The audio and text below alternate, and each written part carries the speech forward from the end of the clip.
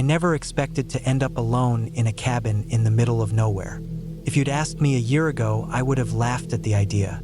But here I was, sitting on an old wooden porch swing, staring out at a thick wall of trees that seemed to stretch forever. The cabin was small, rough, and isolated, but there was something about it that made me feel at ease, almost as if it were calling me to come and stay. It had been a spur-of-the-moment decision to rent the place. I needed a break from the chaos of daily life, a chance to reconnect with myself, to get away from the noise. It was supposed to be the perfect escape. I didn't know much about the area when I booked it. The listing had been vague, just a few photos of the cabin surrounded by dense forest, with a small river running nearby. The owner, an older man named Gary, seemed nice enough on the phone. He mentioned the cabin was off the beaten path, secluded, but didn't go into much detail about anything else. I figured I would just show up, spend a weekend surrounded by trees, and forget about the world for a while. When I arrived, the drive had been long and winding with no cell service for miles. My car had bounced over rough gravel roads, and I could feel the tension in my shoulders slowly start to ease as I left civilization behind. By the time I pulled into the driveway, it felt like I had traveled 1,000,000 miles away from everything. I stepped out of my car, inhaling the fresh, pine-scented air. The trees were so tall, they blocked out most of the sunlight. It was peaceful. The cabin itself was simple. Wooden walls, a stone fireplace, a small kitchen, and 2 bedrooms. Nothing fancy, but cozy. There were windows all around, allowing me to look out at the forest in every direction. Inside, it smelled like old wood and the faint scent of something musty, but in a way that made it feel homely. I liked it. I wasn't expecting luxury, and I didn't need it. Just a place to unwind, read, maybe write. I unloaded my things, settled in, and spent the evening by the fire, watching the flames dance. But as the night wore on, something changed. It was subtle at first, a sense that the quiet was too quiet. No distant road noise, no animals, no wind through the trees, just stillness. I tried to ignore it. I told myself it was just the isolation. But every so often, I'd hear a creak from somewhere in the cabin. It sounded like the wood shifting, but it was strange, like the house itself was breathing. I looked around, half expecting to see someone standing in the doorway, but the cabin was empty. I laughed at myself, chalking it up to my imagination. The first night passed uneventfully, and the next morning, I woke up early. The sun filtered through the trees in soft beams, and the air was cool but not cold. The day was bright, but there was a strange heaviness to the air. I made some coffee and sat on the porch swing again, staring at the forest. Felt like I could stay there forever, but I knew I couldn't. I had a few things I wanted to do: explore the nearby river, maybe go for a hike. I wasn't planning on staying inside for long. I spent most of the day outside, enjoying the solitude. I went to the river, which wasn't far from the cabin, and dipped my toes into the cool water. The sound of the water flowing over rocks was soothing. It was exactly what I needed. But as I wandered further downstream, I came across something that caught my attention. A large, flat stone, almost perfectly rectangular, lying just at the edge of the water. It was out of place, and my curiosity got the best of me. I knelt down to inspect it more closely. At first, I thought it was just a weirdly shaped rock. But then I noticed something scratched into the surface. The markings were old, worn, but still visible. It looked like a symbol, something I couldn't quite understand. I ran my fingers over the grooves, feeling a strange chill run through me. It was almost like the stone was warning me, but I couldn't explain why. I didn't stay by the river for much longer after that. I returned to the cabin, feeling uneasy but trying to shake off the weird feeling. I made myself some lunch and decided to relax in front of the fire again, hoping the warmth would chase away the odd feeling that had settled over me. The rest of the afternoon passed without incident, but as night fell, the unease came back. This time it was stronger. I tried to brush it off as just nerves. After all, I was in a place I had never been before, far from home, surrounded by dense woods. But there was something about the way the shadows stretched in the fading light, The way the trees seemed to lean in closer, that made my skin crawl. That night, the sounds in the cabin were different. The creaks I had heard the night before were louder, more distinct. I was lying in bed, trying to fall asleep, when I heard something that made my heart stop. A faint tapping sound, coming from the walls. Not like a mouse or a bird, but rhythmic, like something was tapping their fingers on the wood. I lay perfectly still, listening, hoping it would stop. But it didn't. Continued, slow and deliberate. I forced myself to get up, trying to tell myself it was just the house settling. But the sound, it wasn't natural. It wasn't the sound of wood shifting under pressure. It was something else. I grabbed a flashlight and walked cautiously toward the source of the noise, which seemed to be coming from one of the back rooms. My footsteps echoed on the wooden floor, and I could feel the hairs on the back of my neck standing up. I shined the light around the room, but everything looked normal. No one was there. The tapping stopped as soon as I entered. I stood in the middle of the room, heart pounding, trying to make sense of it. Was I just hearing things? Was I imagining it? I shook my head and turned to leave. But then I noticed something on the floor. Dirt. A trail of it, as if someone had tracked it in. I didn't remember seeing that when I first entered the room, and it didn't make sense. I hadn't been outside. The door had been shut all day. I bent down to examine it more closely. The dirt was fresh, not dried, as if someone had been here recently. My breath caught in my throat, and a sense of dread flooded over me. There was no way anyone could have entered without me knowing. I was alone. I didn't stick around to investigate further. I ran back to the living room and locked the door behind me. I checked the windows, making sure they were secure. My mind raced. Maybe it was just animals. Maybe something had gotten in through the back door somehow. I wasn't sure, but I couldn't shake the feeling that I wasn't alone. The rest of the night was tense. I didn't sleep much, only managing to doze off in fits, always waking up to the sound of creaking wood or the faint rustle of movement. It was like something was lurking just out of sight, watching me. By morning, I was exhausted. The sun came up, but it didn't bring any relief. I made coffee, hoping the caffeine would help clear my foggy mind. I kept telling myself it was all in my head, that I was just scared because I was alone in a cabin in the woods. But the strange sounds, the dirt trail, they didn't add up. That day, I decided to leave. I packed up my things quickly, not even bothering to enjoy the rest of my time there. I wanted to get out of that cabin, away from whatever had been tapping on the walls, away from the feeling that something was out there watching me. I didn't care that I had only been there for a day. The tension, the unease, it was too much. As I drove away, I looked back at the cabin one last time. The forest was quiet again, the trees swaying gently in the breeze. But I knew something was wrong. I could feel it. I wasn't sure what had happened, whether it was just my imagination or if something real had been there, waiting in the shadows. But I didn't care.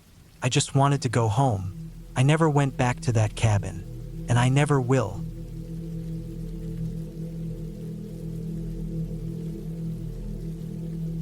I've always been the type to enjoy the peace of the woods, the quiet, the isolation. It's something I've always found comforting. That's why, when my friend suggested a weekend getaway to a secluded cabin deep in the forest, I jumped at the chance. No distractions, no noise, just the sounds of nature. I didn't realize how quickly that peace would turn into something terrifying. It all started on a Friday afternoon. I packed up my gear, some clothes, a couple of books, a flashlight, and a small camping stove. I wasn't planning to do much cooking, just some basic food to get by. My friend, Jason, had promised the cabin would be equipped with everything we'd need: water, firewood, and enough space for the two of us to have plenty of room. We drove for hours, leaving the familiar behind and heading deeper into the heart of the woods. As we got farther from civilization, the roads got rougher. Potholes became more frequent, and the trees seemed to crowd the edges of the narrow road. The air smelled earthy and fresh, the kind of smell you only find in deep, untouched forests. Eventually, we reached the cabin. It was nestled between towering trees, their thick trunks casting long shadows in the late afternoon sun. The cabin itself looked like something out of a postcard, a small, rustic structure with a wooden porch and a stone chimney. It wasn't luxurious, but that was part of its charm. The perfect place to escape. Jason immediately started unloading the car, but I stood there for a moment, taking in the surroundings. The silence was almost oppressive. There wasn't a single bird call or rustling leaf, just an eerie stillness that hung in the air. It felt like the forest was holding its breath, waiting for something to happen. I shrugged it off, chalking it up to the remoteness of the area. The inside of the cabin was cozy, with a stone fireplace and a few mismatched chairs. A large window at the back overlooked a small clearing, with nothing but trees and the occasional rustle of a breeze. There was an old wooden table in the center of the room, a couple of chairs, and a lofted bed that looked more comfortable than it probably was. But it was fine. This wasn't a luxury vacation. It was a retreat from the world. As the evening crept in, we lit a fire in the fireplace. The crackling flames were the only sound in the cabin. We cooked some simple food, ate, and settled in for the night. Jason joked about the cabin being off the grid and how we wouldn't have any cell service, but that didn't bother me. I was glad to be disconnected. That night, as I lay in bed, I couldn't shake the feeling that something was off. It was subtle, just a nagging sense that I wasn't entirely alone. I kept hearing things, small noises like footsteps on the porch or something brushing against the walls. Every now and then, I would catch the faintest sound, like a twig snapping or a low thud from outside. At first, I tried to convince myself it was nothing, just the sounds of the woods, right? But then I realized I hadn't heard any animals that evening. No crickets, no rustling of leaves, just silence. It was unnerving. I told myself I was just being paranoid, and I tried to sleep, but sleep wouldn't come easily. Every time I closed my eyes, I felt like something was watching me. The shadows in the corners of the room seemed to move, and I swore I saw figures out of the corner of my eye. I chalked it up to the flickering light from the fire, playing tricks on me. Eventually, exhaustion won out and I drifted off. The next morning, I woke up to the smell of bacon and eggs. Jason was already up, making breakfast. I wasn't sure what time it was, but the sun was low, and the cabin was bathed in a soft, golden light. I stretched and rubbed my eyes, trying to shake off the lingering feeling of unease from the night before. Jason noticed my grogginess. "You sleep okay?" he asked with a half smile. "Yeah, just weird dreams," I replied, trying to sound casual. "You were tossing and turning a lot," he said. "Everything all right?" I nodded, not wanting to admit how uncomfortable I felt. "Yeah, just need some coffee." We ate breakfast in silence, the air thick with tension. It was like we both knew something was off but didn't want to talk about it. After breakfast, we decided to head out for a short hike. The forest looked inviting, and I thought the fresh air would help clear my head. As we walked, the trees seemed to close in around us. The path was narrow, and the forest was dense. The further we went, the more isolated we felt. At one point, we reached a small clearing with a creek running through it. The sound of the water was soothing, and I thought about how peaceful this place should have been. That's when I heard it, the sound of something heavy moving through the woods behind us. I froze, my heart racing in my chest. Jason turned around, squinting into the trees. "Did you hear that?" I nodded, but my throat felt dry. "What the hell is that?" We stood there for a few moments, straining our ears, but there was nothing. No noise, no movement, just the rustling of leaves in the wind. Jason gave a nervous laugh, trying to brush it off. Probably just a bear or something, but it didn't feel like a bear. Felt wrong. I couldn't explain it. Whatever it wasn't natural. We decided to head back to the cabin, but the air felt thicker now. The trees seemed more oppressive, and the sounds of the forest were too distant, like they were being muffled by something. As we made our way back, I couldn't shake the feeling that we were being followed. Every so often, I'd glance over my shoulder, expecting to see someone or something just behind us, but there was never anything there. By the time we got back to the cabin, it was late afternoon. The sun had started to dip behind the trees, casting long shadows across the yard. I could feel my nerves on edge, and I couldn't shake the uneasiness that had settled in my stomach. Jason, on the other hand, seemed fine. He was unloading gear from his backpack, talking about plans to cook dinner, but I could see that his eyes kept darting toward the trees, the same way mine were. That night, things took a turn for the worse. As we sat by the fire, we started hearing more noises. Scratching at the door, small thumps against the walls, and the unmistakable sound of something moving on the porch. It was like whatever was out there was circling the cabin, waiting. Jason, ever the optimist, insisted it was just animals. "It's probably a raccoon or a possum," he said, though his voice didn't sound as confident as usual. I wasn't so sure. The noises felt deliberate, like something was trying to get in. We both tried to push it out of our minds, but the tension kept building. Every creak of the floorboards, every gust of wind against the windows, felt like a warning. I kept glancing at the door, half expecting it to burst open, but it never did. I finally got up to check the windows. Looking out into the darkness, I couldn't see anything, just the vague outlines of trees and the flickering of the firelight. But something in the woods felt off. The shadows were too deep, too still. That night, I couldn't sleep. The noises outside continued. The scratching, the thumping, the low growls that seemed to come from nowhere. My mind raced, imagining all sorts of possibilities, none of which made any sense. I tried to focus on the comforting sound of the wind in the trees, but it only made things worse. At some point, I heard Jason snoring from across the room. I envied his ability to sleep through all of this. But every time I closed my eyes, I saw shadows moving in the dark corners of the cabin, and the silence outside became more suffocating. I needed to know what was out there. I grabbed the flashlight from the table and carefully crept to the door. My heart pounded in my chest as I reached for the handle, my hand shaking. I slowly opened the door and stepped outside. The night air was cold, and I could feel the hairs on the back of my neck stand up. I turned on the flashlight and swept it across the yard. The beam caught on something in the distance, just beyond the tree line. A figure stood there, a tall, thin shape, partially obscured by the darkness.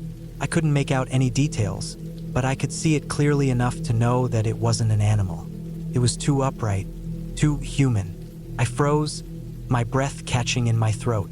For a moment, it didn't move.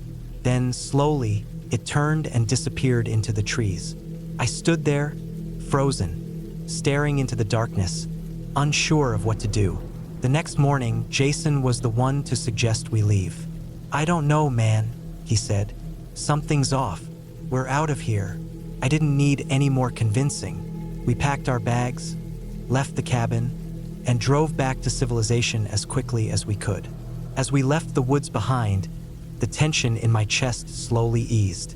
I don't know what I saw out there, or what followed us that night, but one thing's for sure: I'll never return to that cabin.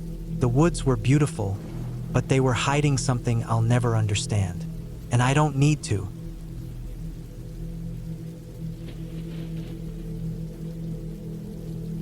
I had never been the kind of person who liked crowds. That was probably the main reason I started looking for a place to get away for a week or two. Somewhere quiet, off-grid, with no traffic or phones ringing or people asking me to do things. I'd been working non-stop for almost 2 years without a real break, and it had finally caught up with me. I didn't tell anyone where I was going. I just said I was taking some time off and left it at that. No one really asked for more details, which was fine by me. I found the cabin by accident while browsing a classified site. It wasn't part of any popular rental platform. It was just a short post from an older man named Curtis who said he had a quiet, well-kept cabin on Heart Lake available for short stays. The pictures were basic, just a few blurry shots of a small wooden structure next to some pine trees and water, but something about it drew me in. Maybe it was how plain and unpolished the listing looked. It felt real, like someone's old family place they didn't use anymore. I booked it for 12 nights. Curtis gave me a rough map and said to bring all the supplies I'd need, including food and water. He warned me there was no electricity, no cell service, and no plumbing, but I didn't care. That was exactly what I was looking for. I drove up early on a Monday morning. The road out to Heart Lake wasn't marked well, and I had to stop a couple times to check the directions. The last few miles were on a narrow dirt road with thick trees on both sides, barely wide enough for my SUV. It felt like I was driving into the middle of nowhere, and I kind of was. When I finally pulled up to the cabin, it was late afternoon. The light was slanting in through the trees, and everything felt quiet. Too quiet, maybe. The cabin itself was small, maybe 20 feet by 20 feet, with a sloped tin roof and a wooden porch out front. It looked older than I expected, but solid.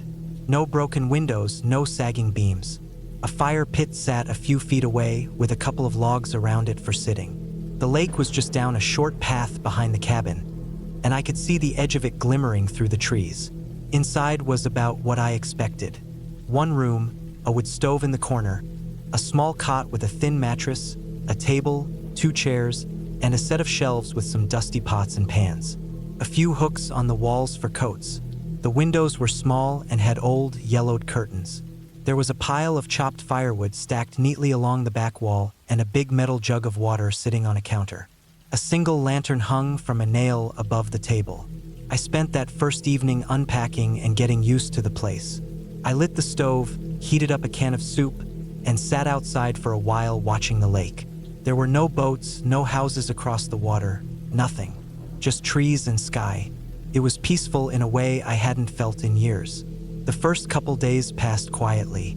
I hiked a bit, read some old books I'd brought, made simple meals, and slept early. The weather was decent, cool at night, sunny during the day. I saw deer in the woods, heard owls at night, even spotted a fox early one morning by the water. It felt like the kind of place you could forget the rest of the world existed. But things started to change around the 4th night. I woke up in the dark to a sound. I couldn't tell what it was at first. It wasn't loud, but it was close. Something outside, maybe 30 feet away. A slow, deliberate crunching of leaves, then silence, then another. I sat up in the cot, heart thudding, and listened. It stopped after a minute or two. I figured it was probably a deer, maybe a raccoon. I didn't go outside to check. I just laid back down and waited until I fell asleep again. The next morning, I walked around the cabin to see if there were any tracks.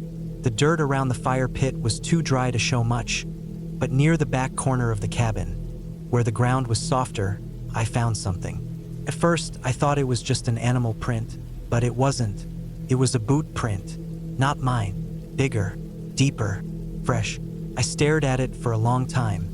It didn't make sense. I hadn't seen another person since I'd arrived. No tire tracks, no boats, no planes o overhead. The nearest town was almost 2 hours away by road. Who would be out here, and why? I spent the rest of that day a little on edge. I kept checking the woods, listening for anything out of place. I didn't go hiking. I stayed close to the cabin, chopping some more wood, reorganizing my supplies. I tried to convince myself that maybe it was an old print. Maybe Curtis had been out here recently, but it didn't sit right. That night, I made sure the door was locked tight. I pushed one of the chairs up against it too. I kept the lantern burning low and lay there with my sleeping bag pulled up to my chest, waiting for sounds. Around 2 a.m., I heard it again. The footsteps, slower this time, like whoever it was knew I was listening. They stopped right outside the cabin wall, near the back. Just silence after that. I didn't sleep again until the sky started to get light. By the next morning, I was done pretending this was normal. Someone was out there. I packed up most of my food and put it in the car. I kept a small pack with water, snacks, and a flashlight in the cabin just in case. I walked around again but found no new tracks. Still, I knew someone was watching. On the 6th day, I decided I couldn't stay the full 12 nights. I planned to leave early the next morning. I just had to make it through one more night. That afternoon, I walked down to the lake with the little hatchet I'd been using for firewood. It wasn't much, but it made me feel a bit safer carrying it.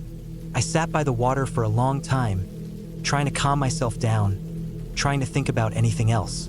When I came back, I noticed something was different. My backpack, the one I kept inside with emergency stuff, was gone. I'd left it on the cot. Now it was just gone. I searched the whole cabin, looked outside, checked the woods nearby. Nothing. It had vanished. That was when the fear hit me for real. This wasn't just someone passing through. Whoever it was had been inside, while I was down at the lake. That night, I didn't sleep at all. I sat in the chair with the hatchet in my lap and the lantern turned down low. Hours passed. The woods stayed quiet. No wind, no owls, just silence. Around 3:30 a.m., I heard it again. Footsteps, this time coming slowly up to the front porch. One step at a time, boards creaking under the weight of someone. Then it stopped. I held my breath, staring at the door. Nothing happened. No knock, no voice, just the quiet weight of someone on the other side. Minutes dragged by. Then the boards creaked again, once, and silence. I didn't move until sunrise. When it was finally light, I opened the door and stepped outside. No one there, no new prints I could see. I went straight to the car and packed the rest of my things. I left that morning earlier than planned. I didn't even bother to clean the cabin or leave a note for Curtis. I just got in the car and drove. But it didn't end there. About an hour into the drive, I noticed something in the rearview mirror. A truck. Old, beat up, dusty blue paint, maybe 30 or 40 years old. It was a few hundred yards back at first, then closer. Every turn I took, it followed. I tried to stay calm, thinking maybe it was just someone headed the same direction. But after an hour of it never passing me, never turning off, I pulled into a gas station. The truck drove past, didn't stop. I waited 10 minutes before getting back on the road. I never saw it again after that, but I couldn't shake the feeling that whoever had been near the cabin had followed me part of the way back. Maybe just to make a point. When I got home, I didn't talk to anyone about it. I didn't tell Curtis. I didn't report it to the police because I had nothing solid. No faces, no names, no real evidence.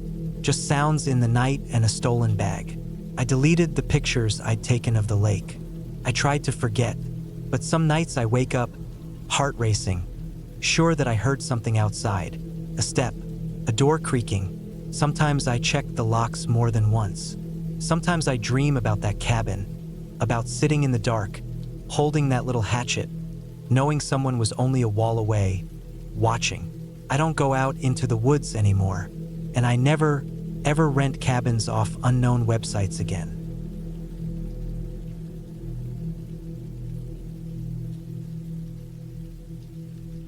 I've always been the type of person to enjoy a quiet weekend in nature, away from the noise of everyday life.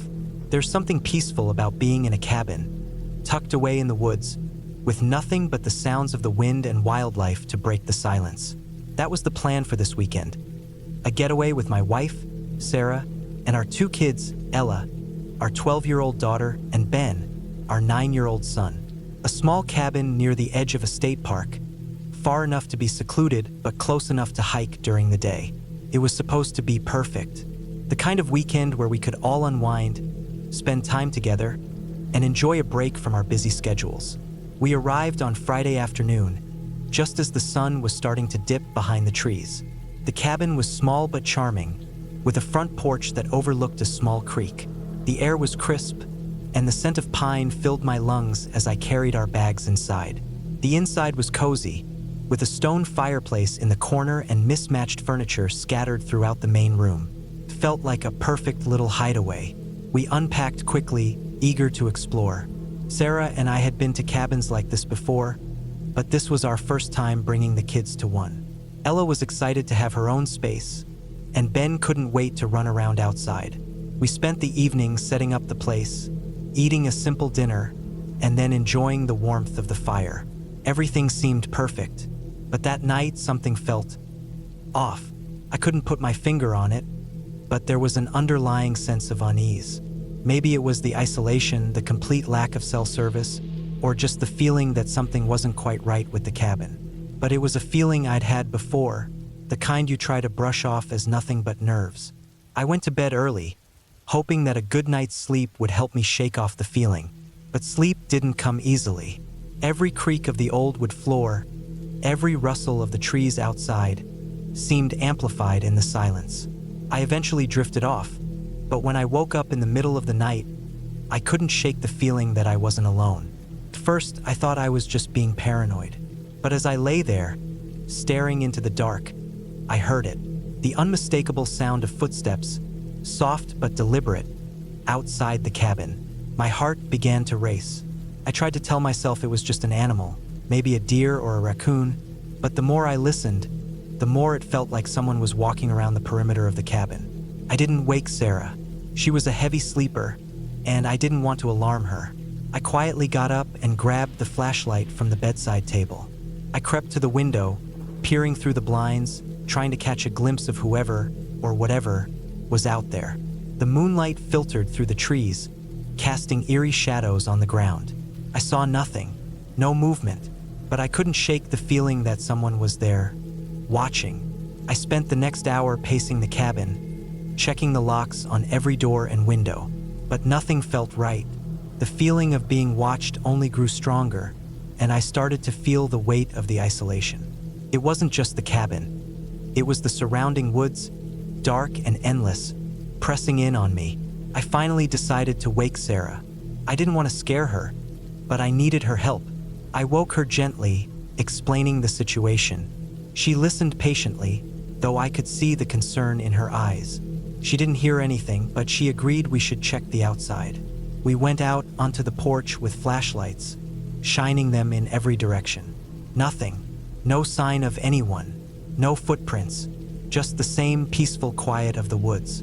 Still, I couldn't shake the feeling. It was as if someone was hiding in the trees, just out of sight, waiting.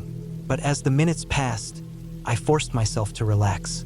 Maybe it was nothing. Maybe I was just being paranoid. We went back inside and locked the door, and after a while, I was able to fall asleep again. The next morning, everything seemed normal. Sarah made breakfast, and the kids were up early, excited to explore the surrounding woods. I still had a nagging feeling in the back of my mind, but I did my best to ignore it. After all, we were here to enjoy the weekend, and I didn't want to ruin it by overthinking things. We spent the day hiking on the trails near the cabin. The kids loved it, running ahead, picking up sticks and rocks, and pointing out birds and animals. It was beautiful out, the sun shining through the trees, the smell of earth and pine in the air. But every so often, I'd stop and look around, my senses heightened. The woods felt different, deeper, darker, more oppressive than they should. I kept glancing over my shoulder, expecting to see someone standing just beyond the trees, but no one was there. As the day wore on, Sarah noticed I was acting strange. She asked if I was okay, and I lied, saying I was just tired. I didn't want to worry her further, but the unease I felt was getting stronger. I couldn't explain it. It wasn't just the feeling of being watched, it was something more, something that made the hairs on the back of my neck stand up. That evening, after dinner, we sat on the porch again, enjoying the sunset. The kids were playing by the creek, and for the first time all day, I tried to relax. But as the sun dipped below the horizon, I heard something. A noise, distant but distinct, twigs snapping in the woods. I turned my head sharply, scanning the trees, but I couldn't see anything. "Did you hear that?" I asked Sarah, my voice low. She frowned and shook her head.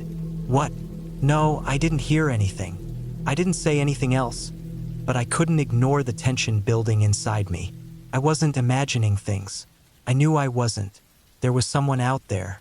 The kids came inside shortly after that, and we all settled in for the night. I checked the locks again, and this time I made sure to double-check everything. I wasn't going to let anyone get inside the cabin, but the thought of someone out there watching followed me as I went to bed. That night, I didn't sleep at all. Every time I closed my eyes, I heard the faintest sounds outside, the rustle of leaves, the scrape of something against the cabin's walls. I wanted to believe it was just animals, but something deep in my gut told me it wasn't. Around 2 a.m., I heard it again, footsteps. Slow, deliberate steps moving around the cabin. I froze, my heart pounding in my chest. I quietly got out of bed, grabbed the flashlight, and went to the window. I looked outside, and there, just beyond the porch light, I saw a figure, a man. He was standing still, staring at the cabin. His face was obscured by shadow, but his body was broad, his movements slow and deliberate. I couldn't see his features, but the presence was unmistakable. This wasn't some random person passing through. This was someone who had been watching us, waiting. Panic set in. I ran to the door, double-checked the lock, and then turned to Sarah, shaking her awake. "There's someone outside," I whispered, my voice tight with fear. Sarah's eyes went wide with alarm. She didn't argue, didn't ask questions. She grabbed the kids and we huddled together, waiting. The footsteps continued, circling the cabin. There was a sharp knock on the back door, followed by silence. I couldn't take it anymore. I couldn't just wait for whatever was out there to decide what it wanted. I quietly slipped out the back door, keeping low to the ground, and made my way around the side of the cabin. I wasn't sure what I was going to do, but I had to confront whoever was out there. I crept through the trees, moving as silently as possible, until I was directly behind the figure. He hadn't seen me, and for a brief moment, I thought I might be able to sneak up on him. But then, just as I was about to make my move, I heard a voice, a gruff, deep voice, calling out to me. "I know you're out there." I froze, my breath catching in my throat. "You shouldn't have come here," the voice said, its tone cold and warning. It wasn't a threat, not exactly, but the implication was clear. Whoever this man was, he wasn't just some lost hiker or harmless wanderer. He was someone who had been watching us, maybe even planning this encounter for days. My mind raced, and I realized I had made a terrible mistake. This wasn't some isolated incident. This wasn't paranoia. This was real. I turned and bolted back to the cabin, shouting for Sarah and the kids. We needed to leave now. We packed up in a frenzy, gathering everything we could. We didn't care about the food or the belongings we had left behind. We just needed to get out. As we piled into the car and drove away, I looked in the rearview mirror. The man was still there, standing in the trees watching us drive away. We never returned to that cabin. It wasn't worth the risk. And even now, years later, I still don't know what that man wanted. But I learned something that night. The woods, no matter how beautiful or peaceful they seem, are full of dangers we can't always see. And sometimes the things that feel off are the things we should trust the most.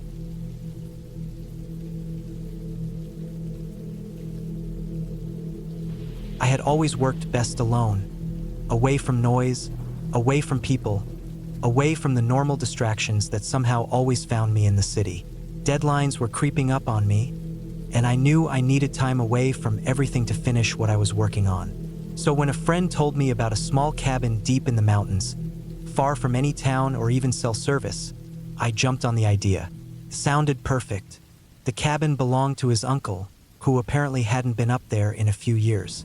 He said it was old but had everything I'd need: a wood stove, a gas-powered generator, even a well for fresh water. No internet, no phone service, but that was the point.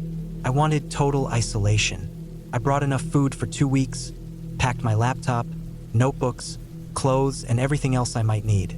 I even brought a small solar charger just in case the generator gave me problems. It was early fall when I left, and the air was already getting colder in the higher elevations. The trees had started changing colors, a deep orange and red spreading across the landscape as I drove up the narrow, winding road into the mountains. The last stretch was a dirt path full of potholes and dead leaves, and I had to park my car at the end of it and hike the last half-mile in with my gear. The cabin was just as described. Small, one-room, old wooden walls darkened by time, but solid. There was a tiny bathroom attached with a composting toilet and a gravity-fed shower, and a little kitchen with a propane stove. The place smelled like dust and pine, but it wasn't bad. The windows were foggy and streaked, but the view through them was peaceful, thick forest on all sides. No neighbors, no roads in sight, just trees, silence, and the wind. I spent the first day cleaning a bit and setting up my workspace at the table near the window. I got the generator running on the first try, and it gave me just enough power to charge my laptop and use a desk lamp. The nights were cold, but the wood stove worked fine once I got a fire going. Everything felt right. For the first 3 days, everything went smoothly. I wrote a lot, made good progress, and slept surprisingly well. The only sounds at night were the wind in the trees and the occasional crack of a branch in the woods.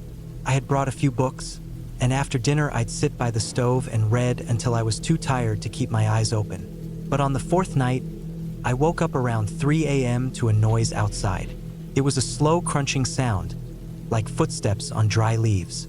I sat up, heart beating faster than it should have, and waited. I figured it was a deer, maybe a raccoon. I held my breath and listened.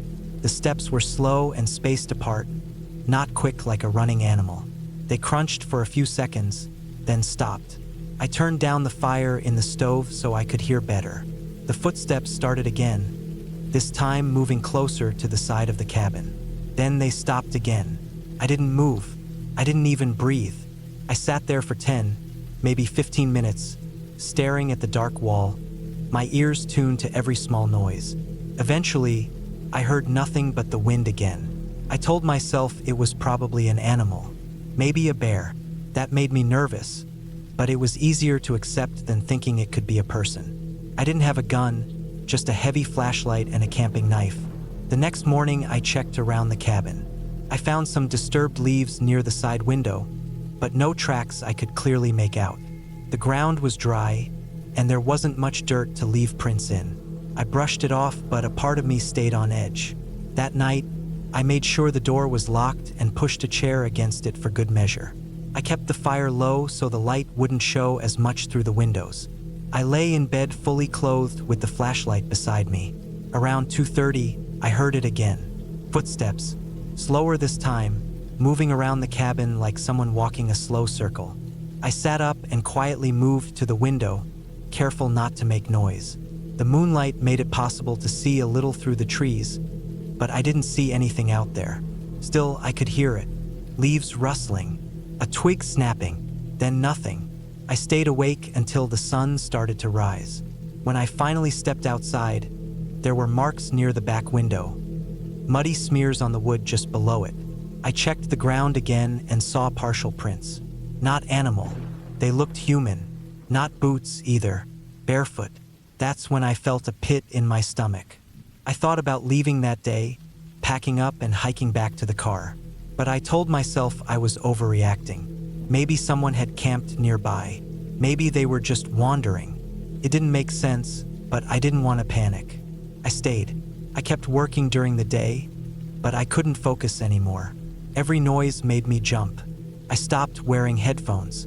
I started locking the bathroom door even when I was inside. The next night was worse. Around midnight, the generator sputtered and cut out.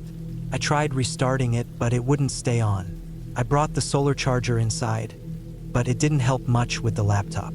I lit a couple candles and tried to ignore the unease crawling up my spine. I lay in bed with the flashlight in my hand, listening. Around 1 a.m., I heard tapping on the window. Not loud, just light taps like someone tapping with a fingernail. I didn't move. It went on for almost a minute. Then it stopped. I waited another 10 minutes, heart pounding so loud I felt it in my neck. Then footsteps, slower this time, moving to the back. More tapping, a little harder now. I stayed frozen until the sky started turning gray. That morning I found more smudges. A handprint on the glass, clear as day. 5 fingers, long and thin, like they had pressed lightly into the dust on the outside of the pane. That was the breaking point.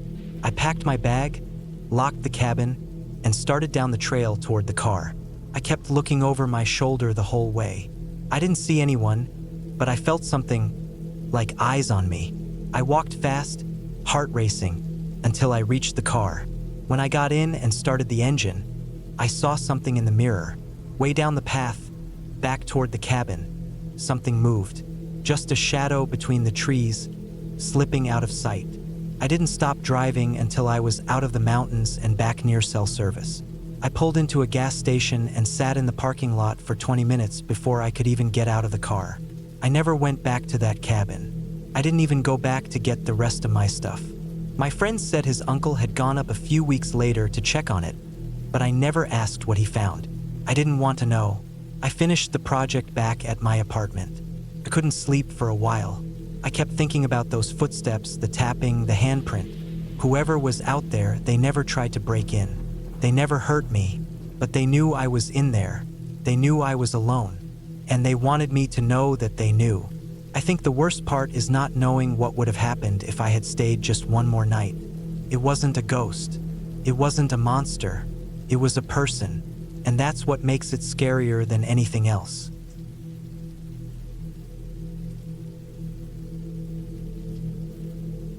It was late September when I decided to spend a full week alone at the old family cabin. It sat deep in the woods of northern Minnesota, about 2 miles from the nearest gravel road and maybe 10 from the closest town. The cabin had been in the family since the 1960s. My grandfather built it with his own hands, using thick pine logs he'd dragged out of the forest and stacked over a concrete foundation. It didn't have electricity or running water, just a fireplace, a pump outside for well water, and a small outhouse about 20 yards from the back door. I hadn't been there in years. Life got in the way, and the cabin slowly faded into a childhood memory. My dad used to take me there when I was a kid, and I remembered the hikes, the frozen mornings, and the thick smell of smoke that clung to everything after we used the fireplace. When he died, the cabin passed to me.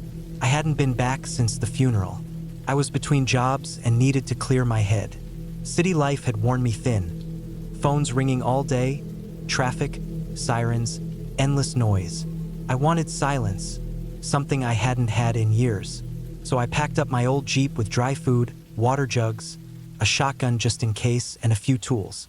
I also brought a small generator and a solar charger for my phone, even though I didn't expect any reception out there. The drive took almost a full day. The last stretch was rough, an old logging road barely wide enough for my Jeep, thick with overgrowth. I had to drive with my window down and lean out to avoid getting the windshield smashed by low-hanging branches. Around 5 in the evening, I pulled up into the small clearing where the cabin sat. It looked exactly how I remembered, maybe a little more weathered. The porch steps were cracked and the shutters hung crooked, but the frame was solid. The air smelled like pine needles and dirt, clean in a way I hadn't smelled in years. I unloaded my gear and opened the cabin with the old key tied to a piece of twine. The inside was dusty but dry. A few cobwebs hung from the rafters, and a dead mouse lay stiff in a corner, but nothing major. The place had held up well for being empty so long. I started a fire in the hearth and sat on the floor with a can of beans, watching the flames reflect off the old cast iron stove. Outside, the woods fell silent in that eerie way they do after dark, like the trees were holding their breath. I wasn't scared, just hyper-aware of how far I was from everything. No cars. No neighbors. No noise. Just me and the trees. That night, I slept in my old sleeping bag on the cot near the fireplace. The silence was almost too loud. Every creak of the wood, every pop from the fire, made me sit up and listen. But nothing happened. The next morning, I walked around the property. The pump still worked, though the water came out rust-colored at first. I found the old tool shed behind the cabin. It was a small wooden structure with a tin roof and a heavy padlock. I didn't have the key. The last time I'd seen it open was when I was a teenager. My dad kept axes, nails, chains, all kinds of junk in there. I made a mental note to break the lock later. The days were quiet. I spent time cleaning the cabin, chopping wood, reading. I took long walks through the woods, following old game trails and stopping to sit on rocks and listen to the wind move through the trees. I cooked over the fire and wrote in a small notebook I'd brought. It was peaceful. On the third day, I noticed something strange. I'd left a pile of split wood stacked against the side of the cabin. When I went out that morning, the pile was disturbed. A few logs had rolled off and 2 were missing. I figured maybe I hadn't stacked them well, or maybe a raccoon or something had messed with them. That night, I heard something moving outside. Slow footsteps, heavy, like boots. I sat up in my cot and grabbed the shotgun. The fire was low, and the cabin was dark except for the faint orange glow from the embers. I didn't move.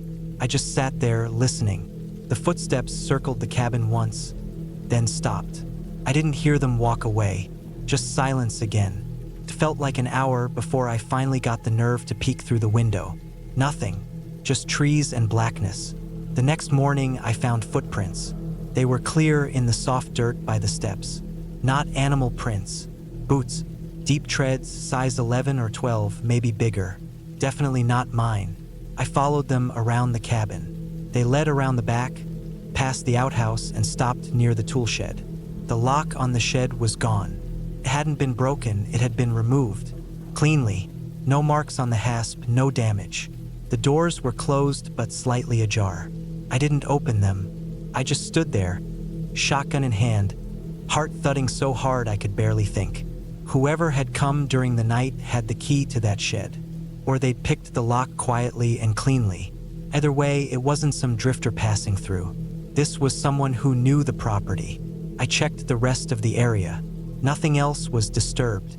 My supplies were intact. My Jeep hadn't been touched. But that day, I didn't go far from the cabin. I kept the shotgun near me at all times. Every crack of a branch made me turn. Every shadow looked like someone standing still, just watching. That night, I didn't sleep.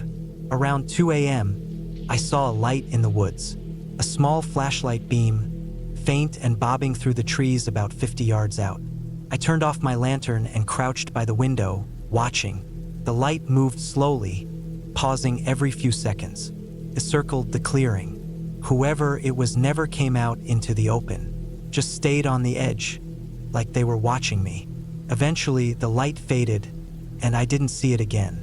I stayed by the window until dawn. The next morning, I went to the shed. I opened it slow, shotgun ready. Inside, it was darker than I remembered. The smell hit me first, sweat, mildew, something else. Something sour and human. Inside were my dad's old tools, rusted and scattered.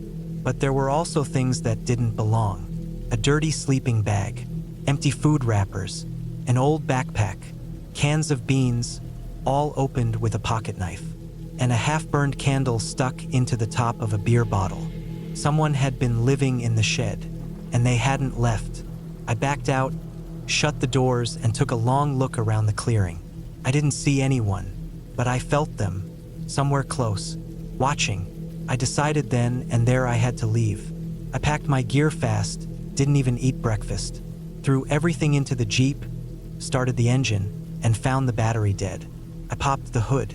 The battery cables had been cut, not frayed, cut clean through like with bolt cutters or a sharp knife.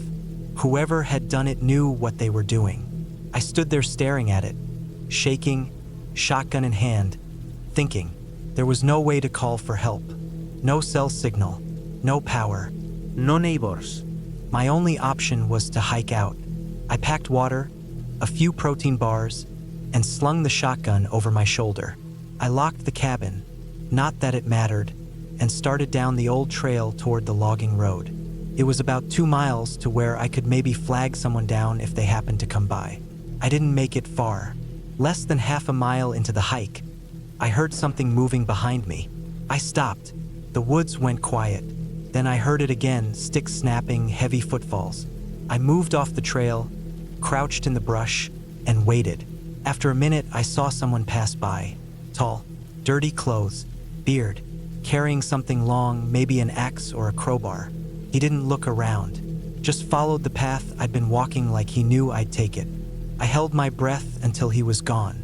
I waited another hour before I moved again, but I didn't go back to the trail. I cut through the woods, bushwhacking with a small hatchet. It was rough going, but I eventually made it to the road just before dusk. I walked another mile before a logging truck finally came by. The driver stopped and gave me a ride into town. I didn't tell him much, just said my Jeep broke down. He dropped me at a diner and I called a tow truck. Later that night, with a full belly and a safe bed at the motel, I thought about everything that had happened. I still don't know who that man was or how long he'd been living in the shed. I don't know if he was just squatting or if he had worse intentions. But I do know this. The man in the shed wasn't surprised by me being there. He didn't panic. He didn't leave. He watched me from the trees. He walked the perimeter at night. He cut my battery cables. He followed me when I tried to leave. He didn't just stumble across that cabin. He knew it. He knew the land, the routines, the trails. He had probably been there longer than I'd realized. And if I had stayed even one more night, I don't think I'd be writing this right now. The next day, I went back with the sheriff and 2 deputies. We found the shed empty. The sleeping bag and food were gone. No sign of the man. No tracks. Nothing. I had the Jeep towed. I didn't even step foot inside the cabin again. I sold the property 6 months later to a couple from Duluth. Told them it was peaceful, quiet, perfect place to get away from it all. I hope they never find the shed. Or if they do, I hope it's empty. But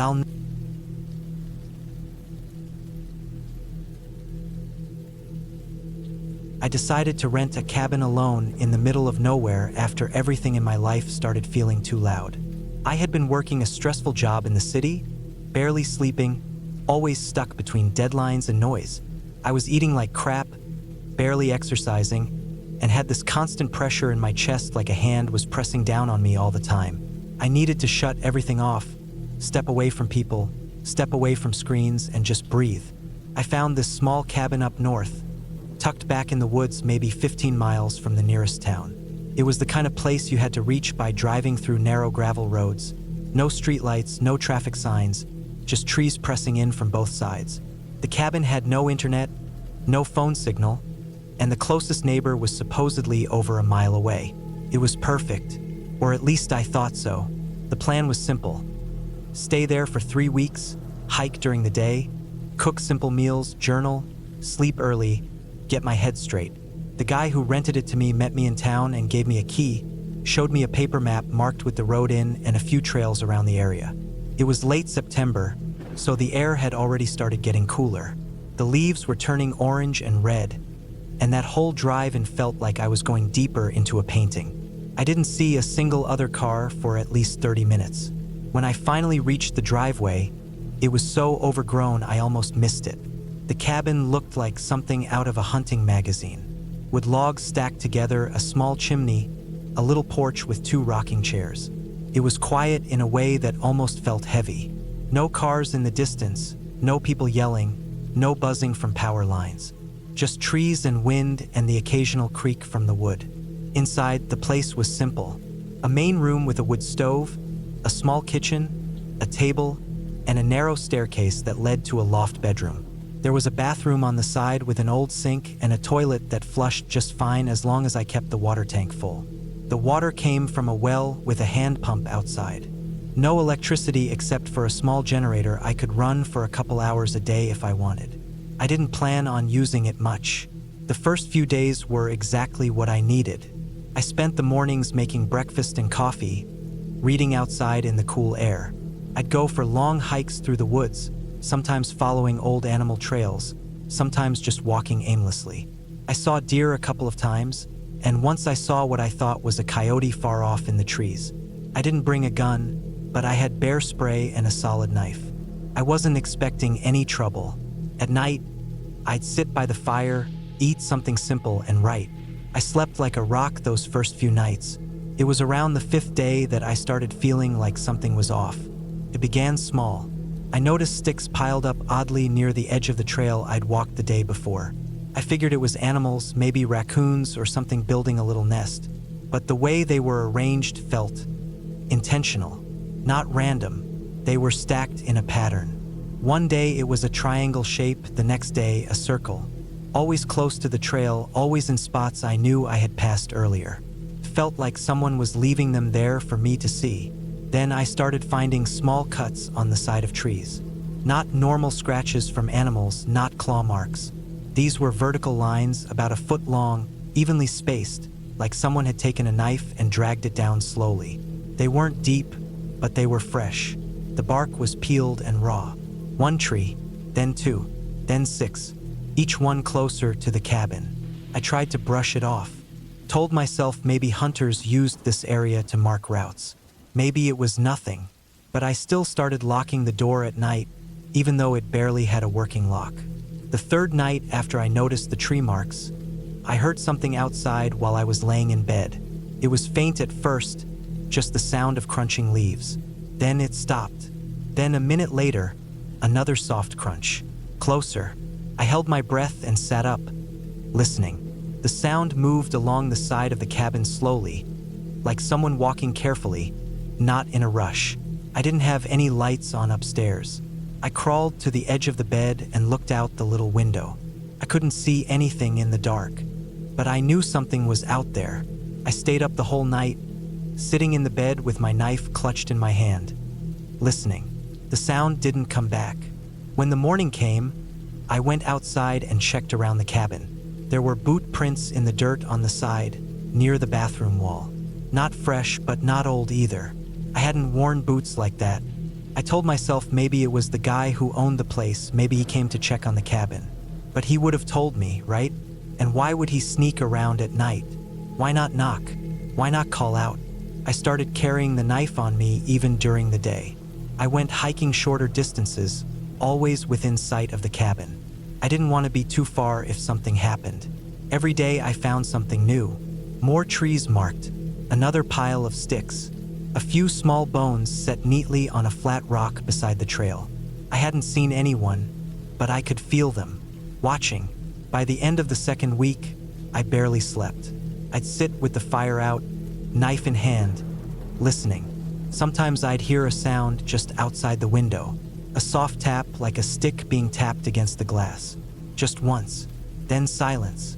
Other nights I'd hear what sounded like breathing, right by the wall. Not heavy, slow, deliberate. I didn't run. I didn't pack up. I don't know why. Some part of me thought maybe if I ignored it, it would stop. Maybe it was all in my head, a trick from being alone too long. The second to last night there, I finally saw him. I had the fire going low, just enough to keep the room warm. I was sitting at the table with my journal open, not writing, just staring.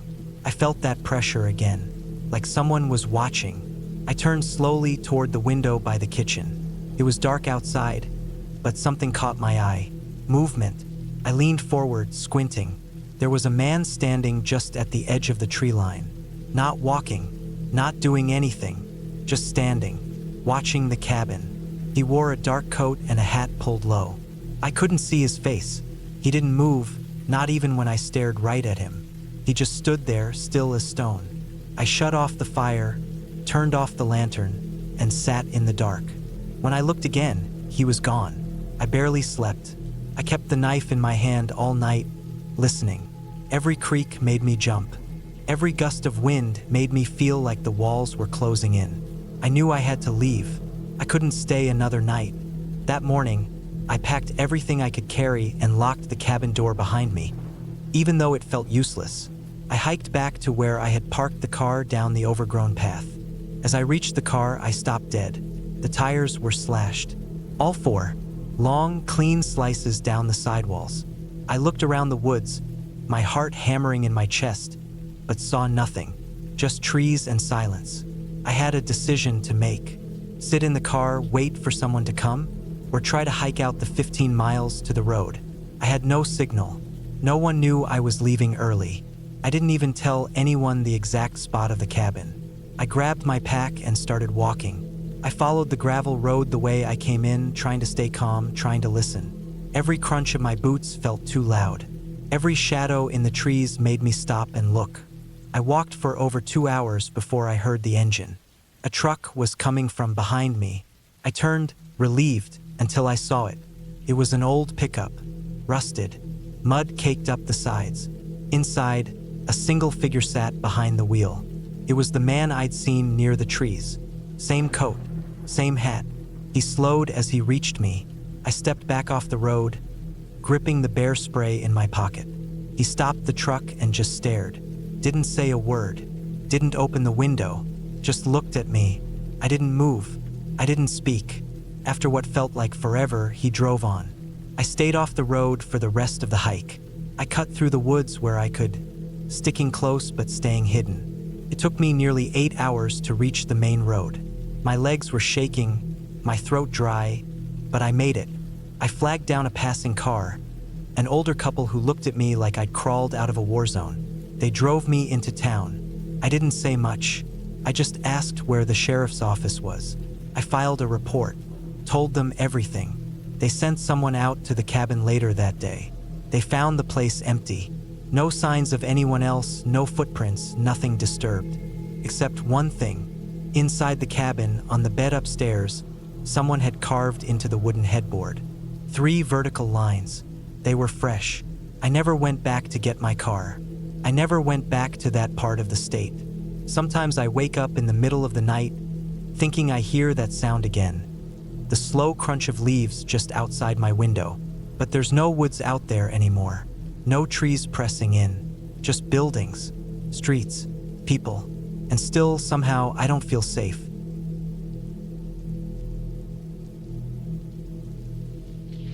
I wanted to get away from people for a while.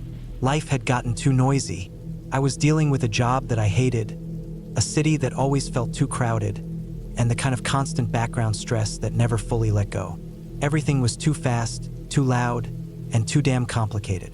So I took a week off and booked a cabin up in the mountains, far north. It wasn't a rental from some online app. It was through an older guy I found on a forum for people who liked going off-grid. He had this small place way up in the hills in northern Montana, a good distance from any towns, and said it was fully off the grid. No Wi-Fi. No cell service. No neighbors. No traffic. Just the forest, the mountains, and peace. Exactly what I wanted. I left early on a Sunday morning, packed my truck with everything I'd need. Cans of food, water, firewood, some basic tools, a solar charger, books, even a rifle. Not that I planned on using it, but being that far from civilization, I figured I should have something for safety, just in case. The drive took almost 12 hours. The last 2 hours were over rough, narrow dirt roads that twisted up into the hills. I didn't pass a single other vehicle once I left the main road. The place was isolated. When I finally reached the cabin, the sun was already low behind the peaks. The place looked like something out of an old survivalist book. One floor, made of thick logs darkened by age, with a steel chimney poking out of the roof and a small porch out front. There was a rusted water pump next to it, and an outhouse maybe 40 feet away in the woods. Inside, it was clean but sparse. A bed with an old quilt, a small wood stove, a table and chair, shelves with basic cookware, and a tiny room in the back for storage. No electricity, no running water, no plumbing. No reception. Just silence. I lit the stove, unpacked, and sat on the porch for a while as the forest went quiet around me. The only sounds were the wind in the trees and the occasional rustle of small animals. That night I slept like a rock, the kind of sleep I hadn't had in years. The first couple of days went by exactly how I wanted. I'd wake up with the sun, make coffee on the stove, sit on the porch with a blanket, and watch the light move through the trees. I went on long hikes during the day, following trails that were barely visible anymore, and spent the evenings chopping wood, reading, or just listening to the wind. By the third day, though, I started noticing small things that felt off. First, it was just sounds, little ones, things that didn't quite match the natural rhythm I was getting used to. A footstep-like crunch in the woods when I was sure no animals were near. A quiet knocking sound late at night when there was no wind. On the fourth morning, I found a piece of bark leaning against the door like someone had rested it there. Nothing big, nothing I could prove. I tried to brush it off. Animals, I told myself, wood creaking, my own nerves, but it kept getting worse. That night, around 2 a.m., I woke up to the sound of something moving just outside the cabin. It wasn't a bear. I know what those sound like. This was softer, slower. I sat up, heart pounding, and listened. I heard snow crunch just once, then nothing. I waited, holding still, until the stove died down and the cabin got cold again. I never heard it walk away. The next day, I walked the perimeter, trying to find prints, but the ground was dry and hard. Nothing there.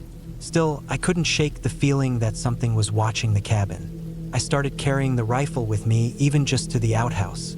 I told myself I was being paranoid. That night, I locked the door and slid one of the heavy chairs against it just to feel better. Around midnight, I heard footsteps again. Clear ones this time. Slow, steady, crunch, pause, crunch, pause. They came right up to the porch, then stopped. I didn't move.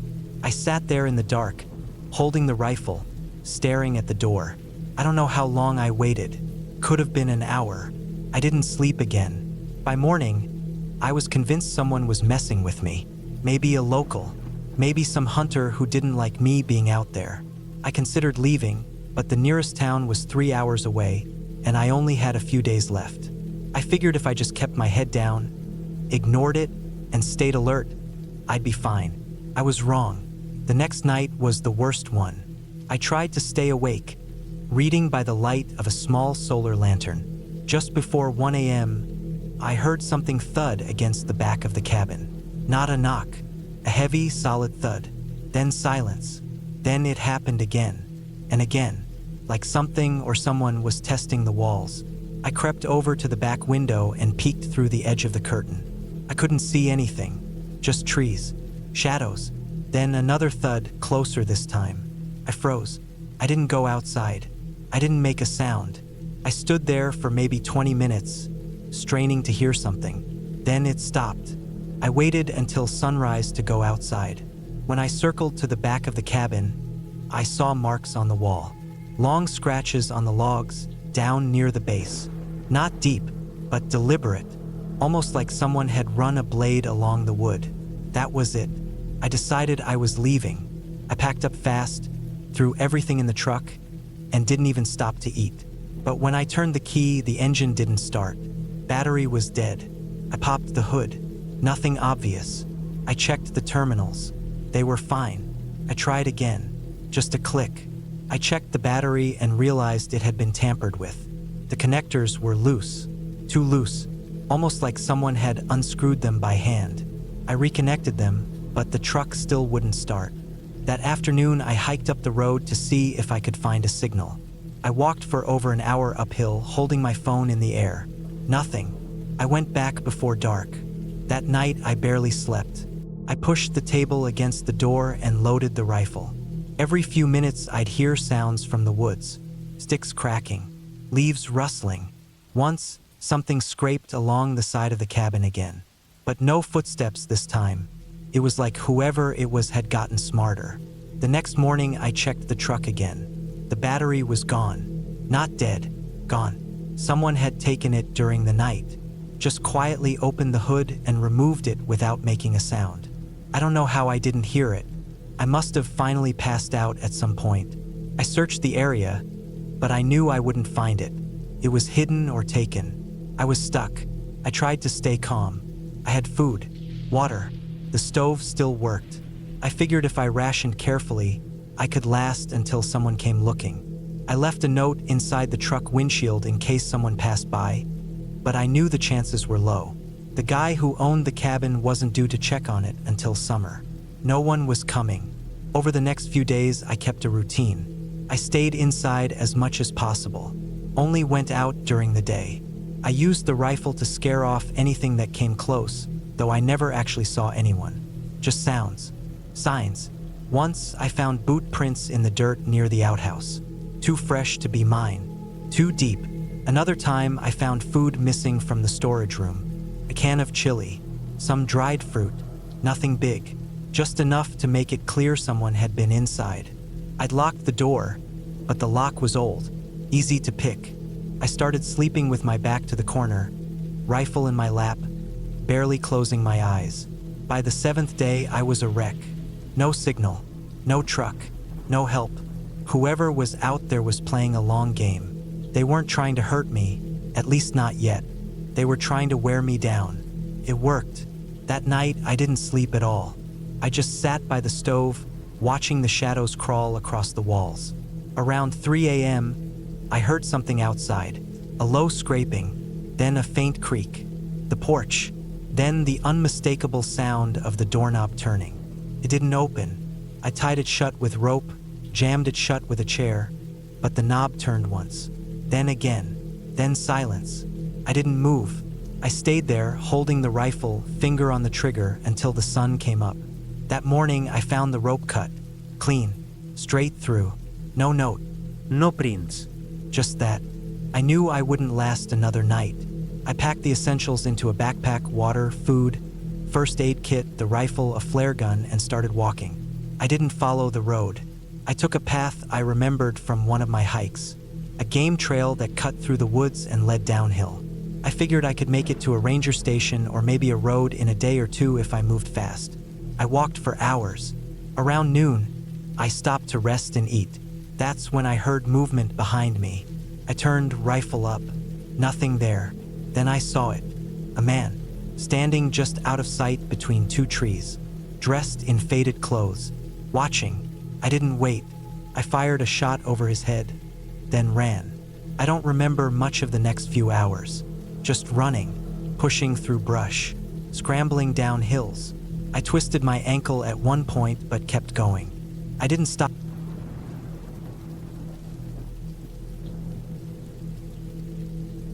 I had never thought of myself as someone who would go off the grid. The idea of being alone in the wilderness, cut off from civilization, never really appealed to me. But when my friends suggested a weekend getaway in a secluded cabin, far from the distractions of city life, I reluctantly agreed. It seemed harmless enough, a break from the usual routine, some fresh air, and a chance to unplug. The cabin was located in a remote part of the woods, about 2 hours outside of town. As we drove deeper into the forest, I couldn't help but notice how quiet it was. The trees seemed to stretch endlessly in every direction, their branches thick and tangled. The road, little more than a dirt path, grew rougher the further we went.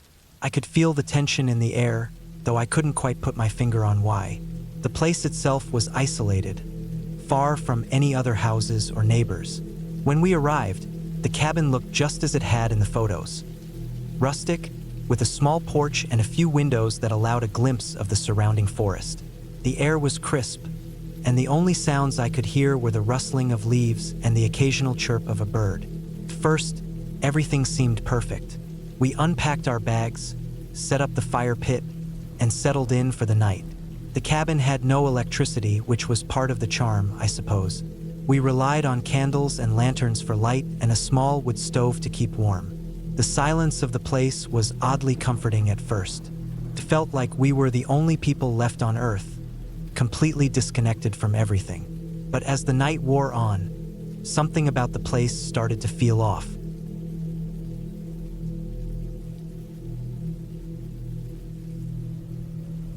It was the fall of 2019 when I decided I needed a break from my job and everything else. I'd just gone through a stressful stretch of work, followed by a minor surgery that had kept me in recovery for a few weeks. Once I was cleared by my doctor and had the okay to be active again, I wanted to go somewhere quiet, somewhere deep in the woods where I could just be alone. No internet, no phone, no people. I found a small rental cabin online that looked perfect. No neighbors, surrounded by woods, with a small creek behind it. It was about a 5-hour drive from where I lived in Kentucky, tucked in the hills of eastern Tennessee. The drive there was mostly uneventful. I stopped for gas and food before I got off the highway. After that, I was on back roads for almost an hour, winding through wooded hills with barely any signs of people. By the time I reached the gravel driveway leading to the cabin, it was nearly 5 p.m. The sun was low, casting long shadows across the trees. The cabin was small but looked solid. It had a wraparound porch, a wood-burning stove, and a couple of worn rocking chairs that creaked when the wind blew. I brought enough food and water for a week. I planned to hike during the day, read or write at night, maybe fish in the creek if the weather stayed warm. There was no cell service, no landline, and the only electricity came from a small solar setup that powered a couple of lights and a mini fridge. The bathroom was an outhouse about 50 feet from the cabin. I was fine with that. I wanted something real, something quiet. The first couple of days went how I expected. I woke up with the sun, made coffee on the old propane stove, and walked into the woods with my backpack and a map. The trails weren't marked, but I had a compass and a good sense of direction. The air was cool, the leaves had just started to turn, and the only sounds were birds, the wind in the trees, and the occasional squirrel crashing through brush. I was more relaxed than I had been in months. On the third day, things started to feel a little off. I was out hiking deeper into the woods than I had before, probably 5 or 6 miles out. I sat on a fallen log to eat my lunch and noticed something strange. Broken branches, not just fallen ones, but snapped in half at shoulder height. A few looked freshly broken. At first, I thought it might be from deer or maybe even a bear rubbing up against them. But some of the breaks looked clean, not splintered like you'd expect. Then I saw a tree where the bark had been stripped off in a straight line, about 6 feet up. That didn't sit right with me. I decided to head back. As I walked back toward the cabin, I kept checking behind me. I didn't see anything, but the feeling that something was wrong stuck with me. It felt like I wasn't alone, even though the woods were silent. I got back around mid-afternoon, made a quick dinner, and sat on the porch with a book. The trees rustled gently in the wind, and nothing seemed out of place. But I couldn't stop thinking about those broken branches. That night, I barely slept. I kept hearing sounds outside the cabin. Snapping twigs, movement in the brush. Not constant, just here and there. I told myself it was probably raccoons or deer, maybe even a coyote. I had a hunting knife under my pillow, just in case. Still, I didn't get more than a couple hours of sleep. The next day, I didn't go far. I stayed within a mile of the cabin, trying to convince myself that I was just being paranoid. I collected some firewood, cleaned up the porch, and fished for a bit in the creek. But that uneasy feeling never went away. Around late afternoon, I noticed something else. Footprints near the creek. Not mine. They were larger and deeper. It looked like someone had been walking along the water's edge, maybe wearing boots. The pattern didn't match mine, and I'd been the only person out there. That night, I heard something knock against the side of the cabin. It was loud, enough to make the walls vibrate slightly. I jumped up and grabbed the flashlight. I didn't see anything when I looked outside. The trees were still, the forest was quiet. I sat awake until the sun came up. On the 5th day, I made the decision to cut my trip short.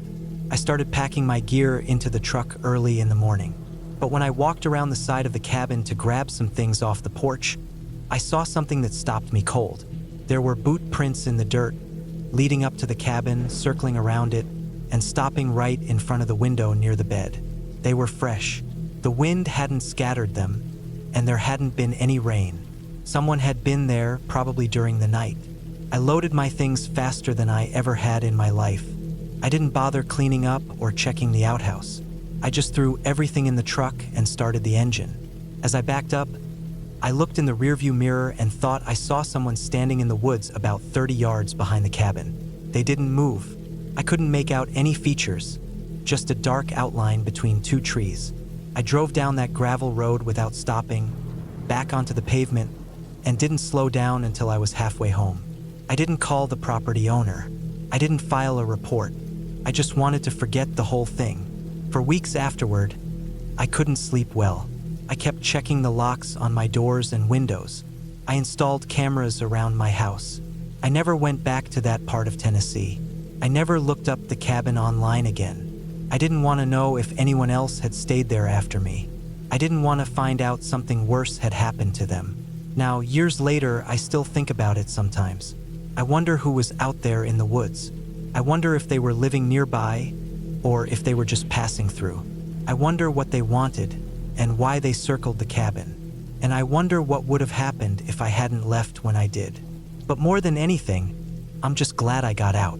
I'm glad I trusted my gut and didn't try to explain it away. Because out there, in the middle of nowhere, with no phone, no help, and no one around, you don't get second chances. You only get one shot to get out safe. And I took it. It was supposed to be a peaceful weekend getaway.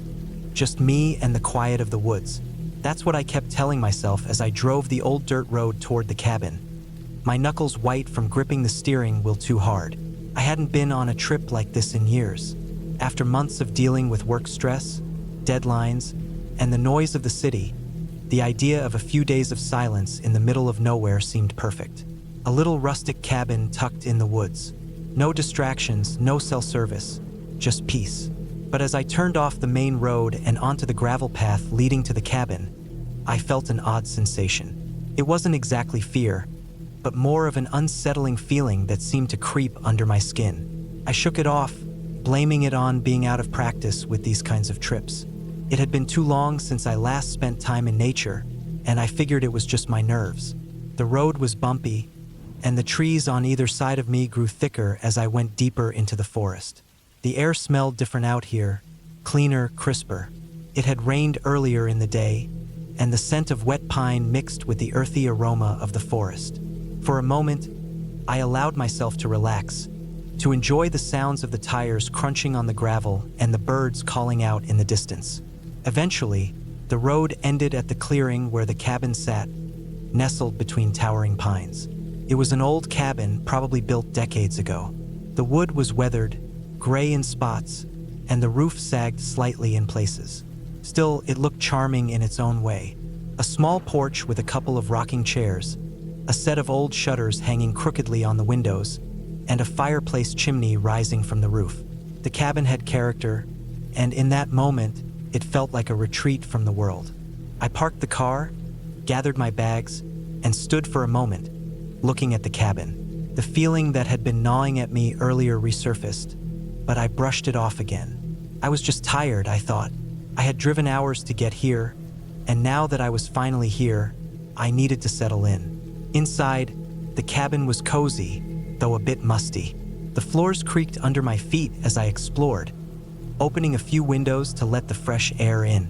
The place had all the essentials: an old but functional stove, a fridge that hummed quietly in the corner, and a wood-burning stove against the far wall. A couple of chairs by the stone fireplace looked inviting, and a small table sat in the center of the room, with a few mismatched chairs around it. Everything was functional but old, like it hadn't been touched in a long time. I set my things down and decided to get a fire going. The chill in the air was noticeable, and I figured a fire would make the place feel more comfortable. As I started stacking the firewood, I noticed something odd. The cabin had a strange silence to it. It wasn't the usual kind of peaceful quiet you get when you're in nature. It was almost as if the world outside was holding its breath. No birds, no wind rustling through the trees, just this heavy stillness. The silence was thick. The fire crackled to life, and I sat down in one of the chairs, staring into the flames. I thought about how lucky I was to have this time alone. No emails, no phone calls, no expectations. Just me, the fire, and the woods. It was everything I needed. That's when I first heard it. A thump, a low, muffled sound from somewhere outside. At first, I thought it was an animal, maybe a deer stumbling through the brush. But then I heard it again, a heavier thud, followed by another, like something large was moving in the woods nearby. My heart rate picked up, and I stood up, walking toward the window to peer outside. It was pitch dark, and the only light came from the fire inside and a faint moonlight filtering through the trees. I didn't see anything, but that feeling, the one I had earlier, crept back into my chest. I was being silly. It was probably just an animal. I had read enough books on wildlife to know that creatures made noises like that all the time. I tried to shake it off and went to bed. The sheets were soft, and the bed creaked under my weight as I settled in, the fire's glow flickering through the crack in the door. The sounds of the night were outside, but as I closed my eyes, I managed to drift off to sleep.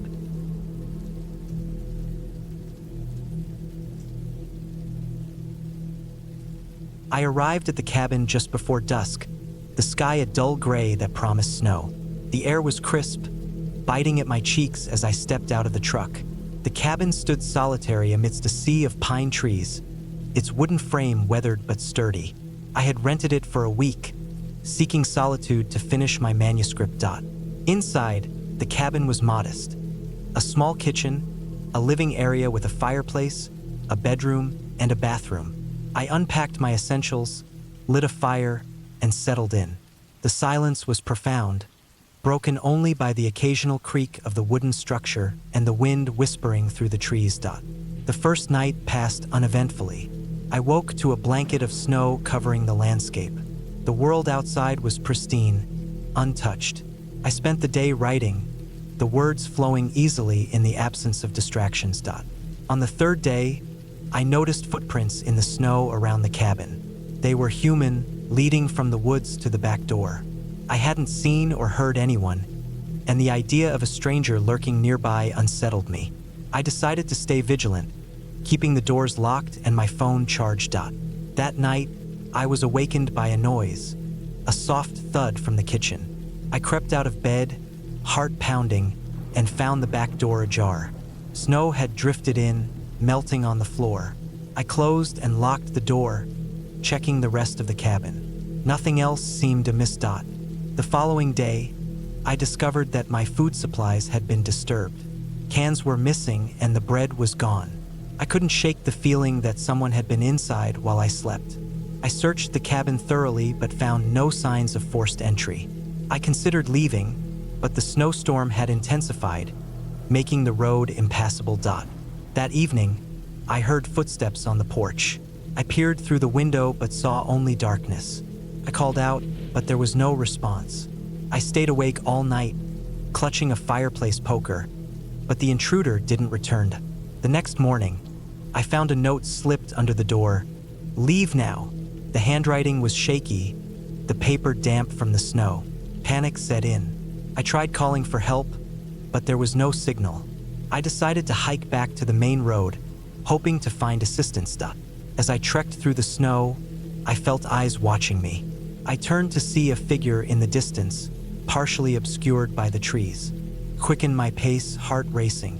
After hours of trudging through the snow, I reached the road and flagged down a passing snowplow. I reported the incident to the authorities, who later discovered that a local hermit had been living off the grid and had taken refuge in the cabin during harsh winters.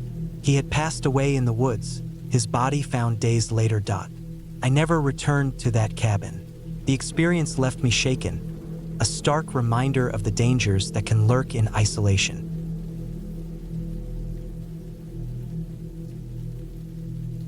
I needed to get away from everything.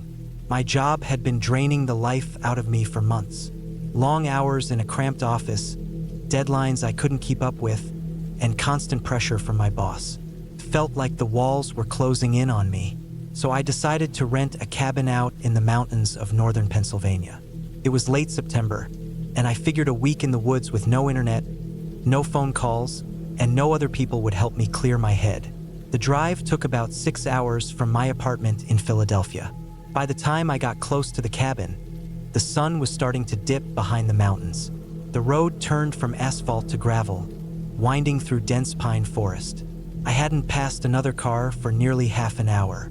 The directions the owner gave me were clear enough, though, and after another 15 minutes, I pulled up to a wooden gate with a faded metal sign that had the address scratched into it. The gate was already open. The cabin itself sat maybe 100 yards off the road, surrounded by thick trees on all sides. It looked old but solid, with siding, a green metal roof, and a stone chimney sticking out the top. There was a small front porch with 2 wooden rocking chairs. I parked beside it, killed the engine, and just sat there for a moment. The quiet was immediate and deep. No traffic, no city noise, just wind in the trees and the occasional bird. Inside, the cabin was simple but clean. One main room with a small kitchen in the corner, a worn couch, a coffee table, and a stone fireplace. A door on the left led to a small bedroom with a queen-sized bed. The bathroom was tiny but had a working toilet and shower. There was a stack of chopped wood beside the fireplace and a few old books on the coffee table. The only source of light came from a few old lamps plugged into outlets, running off a generator that sat behind the cabin. There was no cell service. I knew this going in. That was the point.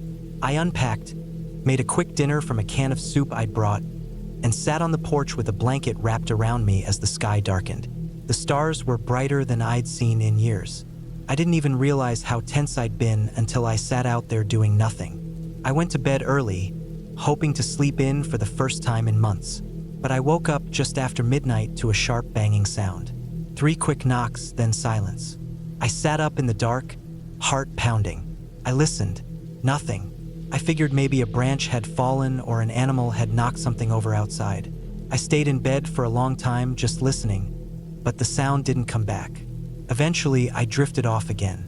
The next morning, I walked the perimeter of the cabin. I didn't see anything out of place. The generator was fine. Nothing had fallen on the roof. I shrugged it off. Could have been anything. I spent the day hiking a small trail behind the cabin. The weather was perfect. Cool air, blue sky, leaves just starting to turn. I didn't see another soul. That night, I lit a fire in the fireplace and sat with a book until I got sleepy. Then it happened again. Around 1 a.m., 3 sharp knocks. this time louder. I jumped up and went straight to the window, but I couldn't see anything. I turned on the porch light and stepped outside. The woods were completely still. No wind, no animals. I walked around the cabin slowly, scanning the trees with a flashlight. Nothing. I was starting to feel uneasy. I didn't sleep well. The next day, I double-checked the door locks and even dragged a chair in front of the main door. It seemed silly, but I couldn't shake the feeling I was being watched. I didn't hear anything that night, but I didn't really sleep either. On the fourth day, I went deeper into the woods, hoping to clear my head again. I followed a faint trail up a hill that opened into a small clearing. In the center was a fire pit made of stones. It looked recently used. There were blackened logs and some half-burned trash, beer cans, an old sock, part of a plastic tarp. It didn't look like something the cabin owner would have used. It felt out of place. Then I noticed the trees nearby had carvings in them. Not initials or hearts. Deep gashes, like someone had hacked at the trunks with a knife. I stood there for a long time just staring at it. The hair on the back of my neck stood up. I left and took a different route back to the cabin, trying to act like it didn't bother me. That night, I locked everything again and kept the fire going longer. Around 2 a.m., the generator cut out. The lights went off and the cabin went pitch black. I grabbed my flashlight and checked the back. The generator was off, but still full of gas. It wasn't broken. It had been switched off. That's when I realized someone else was out there. I turned the generator back on, ran back inside, and pushed the couch against the door. I stayed up the rest of the night, clutching the fire poker. I didn't hear anything else, but I couldn't sleep. The next morning, I packed everything. I didn't care if I had paid for a full week. I loaded my stuff into the car and locked the cabin one last time. When I went around back to check the generator, I noticed something scratched into the dirt. Big boot prints, maybe size 13 or 14, pacing behind the cabin. And beside the prints, a knife, just lying there. I didn't touch it. I just got in the car and drove away as fast as I could. On the drive back to the city, I kept checking my rearview mirror. I couldn't shake the feeling I was still being followed. I stopped at a gas station halfway home and called the owner from their payphone to let them know something was wrong out there. He didn't sound surprised, just said he'd take a look. I never went back to that cabin. I didn't tell anyone at work what really happened, just that I needed the vacation. But I've thought about it a lot since then. Whoever was out there wasn't trying to rob me. They didn't break in or steal anything. They just watched. Let me know they were there. I still don't know what they wanted. But I do know this. I wasn't alone. And if I had stayed one more night, I don't think I'd be here to write this. That trip changed how I think about being out in the woods alone. It isn't always peaceful. Sometimes, the quiet hides things you don't want to find. I don't hike much anymore. I don't camp alone. And I sure as hell don't rent cabins from strangers off the internet.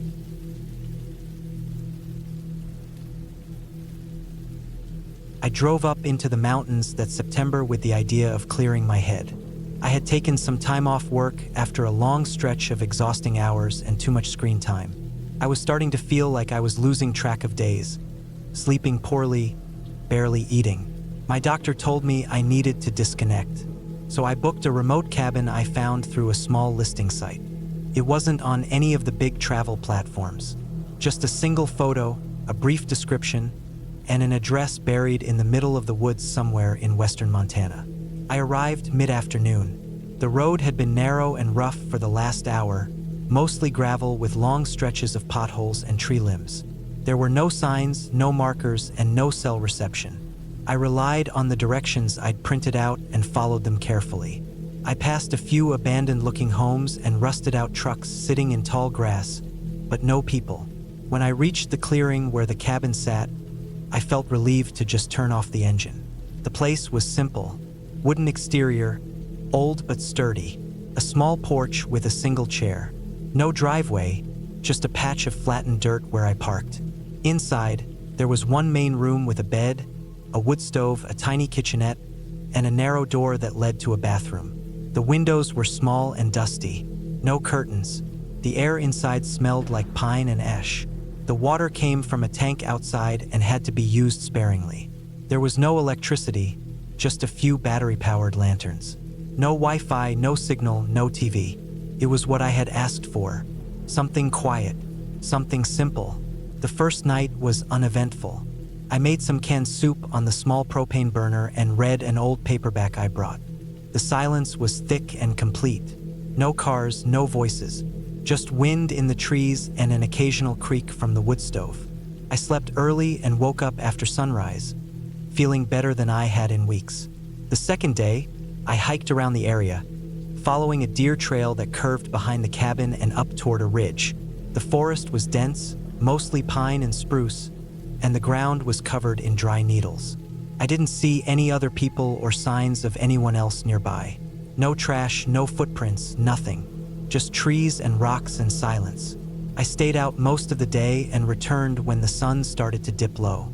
That night, as I lay in bed, I thought I heard something outside. A crunch, then another, like someone walking slowly through the trees. I sat up and held my breath. It was quiet again. Maybe a deer, I told myself. Maybe nothing. But I didn't fall asleep for a long time. On the third morning, I noticed something odd. The chair on the porch had moved, just slightly. It had been flush against the wall when I arrived, and now it was angled toward the woods. It wasn't windy during the night. I tried not to overthink it. Maybe I bumped it and didn't remember. Still, it stayed in my mind. I spent that day inside, organizing the little supplies I brought, chopping some wood, writing in a journal. Around mid-afternoon, I walked down the gravel road a bit just to stretch my legs. The road twisted into the trees and disappeared. I thought about going farther but decided not to. Something about the way the forest looked. So still, so heavy. It made me uneasy. That evening, I built a small fire in the ring out front and sat in the porch chair. It was quiet, the sky pink behind the trees. I heard something again, faint but close, a single crack of a stick breaking. I stood and stared into the trees for a long time but saw nothing. Eventually, I went inside and locked the door. That night, I barely slept. I kept thinking I heard footsteps outside. Once, I swore I heard breathing. I even turned off the lantern to listen better. But the darkness was complete, and I couldn't see a thing. I stayed still under the covers until the first light came through the window. On the fourth day, I found boot prints near the cabin. Not mine. These were larger, wider. The tread was different. They came from the tree line, circled the porch, and went back. I checked my own boots just to be sure. They didn't match. Someone had been there. I felt a cold dread settle in my stomach. I looked around the woods, scanning between the trees. Everything was still. I didn't know what to do. There was no phone signal, no way to call for help. The drive back was at least 2 hours, and I wasn't even sure I could retrace the gravel road without getting lost. I considered packing up and leaving right then, but I told myself it could have been nothing. Maybe someone hunting or passing by. Harmless. I stayed close to the cabin that day, keeping the door locked. I barely ate, just drank water and waited for the day to pass. That night, I didn't sleep at all. I sat up in the bed, the lantern on, holding the small hatchet I had used to chop wood. I didn't hear anything for hours. Then, just after midnight, there was a knock on the door. Not loud, just a soft, slow knock. I froze. My hands clenched so tight on the handle of the hatchet my knuckles hurt. The knock came again. Then nothing. No footsteps. No voices. I waited until morning, sitting in that same spot, barely blinking. When the sun came up, I opened the door. There was nothing there. No note. No footprints this time. I couldn't explain it. I packed everything as quickly as I could, shoving supplies into bags, not caring if anything spilled. I got in the car and started the engine. The road back felt longer. Every branch that snapped made me jump. Every shape between the trees looked like a person. But I didn't stop. I drove until I saw pavement again. When I got cell reception, I pulled over and called a friend. Told them I was fine, but I had changed my plans. I didn't say much else. I spent the next night in a motel off the interstate. Lights on, door locked, TV running low in the background. I didn't sleep much. Every sound still made me flinch. Weeks went by. I tried not to think about it. I told myself it was just nerves, just my imagination. But something about that cabin stayed with me. I looked it up again later, but the listing was gone. The photo, the contact info, gone. Like it was never there. I don't know who knocked on that door. I don't know who left those footprints. I never went back to find out. But sometimes at night, when it's quiet, I hear that knock in my head.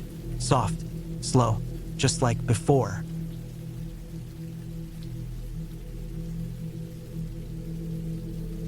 I'd never stayed alone in a cabin before, not really.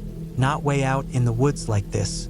I was the kind of person who liked quiet, sure, but usually the kind of quiet that came with streetlights and the distant hum of traffic. Still, when everything had started getting too loud in my life, work, people, phone notifications, stress piling up like dirty laundry I didn't want to deal with, I'd accepted my friend's offer without thinking it through too much. He had a small hunting cabin up in the hills, about 3 hours from where I lived in Ohio. Said it was old but solid, and that it had running water and heat from a propane heater. No internet, no neighbors, just me and the woods. I figured it was exactly what I needed. The drive up wasn't too bad. 2-lane highways most of the way, then a gravel road that stretched on for miles through thick trees until it finally dead-ended in a clearing. The cabin looked just like he said. A single story, maybe 600 square feet, made of dark weathered wood. No porch, just a few cement steps leading to a heavy door. The windows were small and high up, and everything looked about as isolated as you could get. I arrived mid-afternoon. The light was still good, but I could already feel how fast it would vanish here. I got out, stretched, and just stood for a minute. It was silent. Not quiet, silent. No wind, no birds, no rustling leaves. Just the sound of my tires creaking on the gravel as I shifted my weight. Inside the cabin, everything was basic. One room for sleeping, eating, and existing. A small bathroom with a compost toilet and a propane heater mounted to the wall. There was a metal sink that drained into a barrel beneath the floor, a bunk bed against the far wall, and an old table with 2 chairs. A plastic bin held a few cooking utensils and a single frying pan. I brought a cooler with food, a couple gallons of water, and a few basics, flashlights, batteries, books. Enough to get me through the weekend. I planned for 3 nights. I figured I could handle that. I unpacked, got the heater going, and then sat on the bottom bunk. The mattress was thin, but the springs underneath were stronger than I expected. I stayed there for a while, just listening to the nothing around me. It was nice, really nice at first, like something in my brain finally stopped buzzing. The kind of quiet that almost made you sleepy. That first night was fine. I cooked up some eggs and bread in the pan, ate at the table, and turned in early. I had my flashlight with me in the bunk and a small solar-powered lantern that gave off a dim glow. I read for a bit and drifted off before 10. But I woke up around 2 a.m. The heater had gone off. I'd forgotten to crack the window, so it probably triggered some carbon monoxide safety sensor. Either way, the cabin was cold. I got out of the bunk and turned it back on, then sat up for a while under a blanket waiting for the warmth to come back. That's when I noticed something. It wasn't completely silent anymore. There was a sound outside, a soft thudding, like someone stepping slowly in boots. I froze. It was steady and spaced apart, and it seemed to move from one side of the cabin to the other. Then it stopped, just like that. I stayed there, staring at the wall, barely breathing. I figured it was probably an animal, deer maybe, or something heavier. I wasn't sure what kind of wildlife lived out there. Bears? Wild hogs? After 10 minutes of nothing else, I climbed back into the bunk and pulled the blanket over my head. Took me a long time to fall asleep again. The next morning was colder than I expected. The sun came in through the window weak and gray, and frost had crept along the edges of the glass overnight. I made coffee on the little camp stove and stood by the heater while it clicked and hissed its way to life. When I opened the cabin door to get some fresh air, I stopped short. There were tracks, boot prints, not hooves or paws, deep and wide, leading around the side of the cabin. I followed them around to the back. They curved slowly, like someone had walked the perimeter. Then they just ended, not because the ground changed, but because they stopped mid-step like the person had vanished into thin air. It made no sense.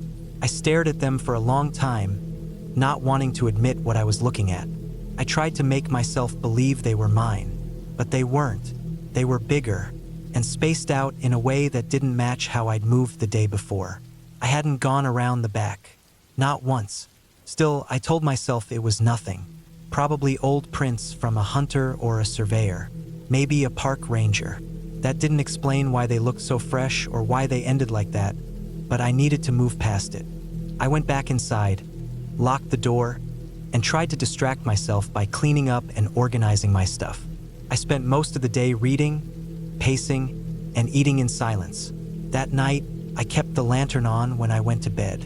I left the window cracked for the heater and lay there for hours, eyes flicking toward the small window. I didn't hear anything that time, not right away. But around 3 a.m., something tapped the window. It wasn't a bird. It wasn't branches. It was slow and careful. 1, 2, 3, then nothing. I didn't move. I just stared at the ceiling and tried not to breathe too loudly.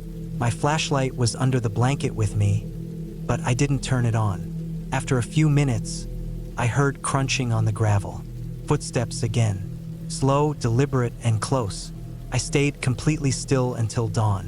When I opened the door that morning, there were no prints. Nothing. The frost had melted, and the ground was firm again. But I knew what I'd heard. I almost packed up and left that morning, but I was stubborn. I didn't want to look like I couldn't handle being alone in the woods for 2 nights. I tried to rationalize it again. Maybe branches had tapped the glass. Maybe animals stepped near the cabin, and my mind made it sound human. The lack of sleep was starting to get to me, but everything inside me was screaming to get out of there. Still, I stayed. I told myself I'd leave first thing in the morning, but I wanted to get one more full day of peace. I didn't get it. That afternoon, I walked down the gravel road for a while, just to stretch my legs. The trees felt thicker the farther I went, almost like they leaned inward. I didn't go far, maybe a half mile. When I turned back, I saw something up near the tree line on the right, a flash of color. A jacket, maybe? It was too far to tell, and when I looked again, it was gone. I didn't run, but I walked fast the rest of the way. My hands were cold and stiff by the time I got back to the cabin. That night, I didn't sleep at all.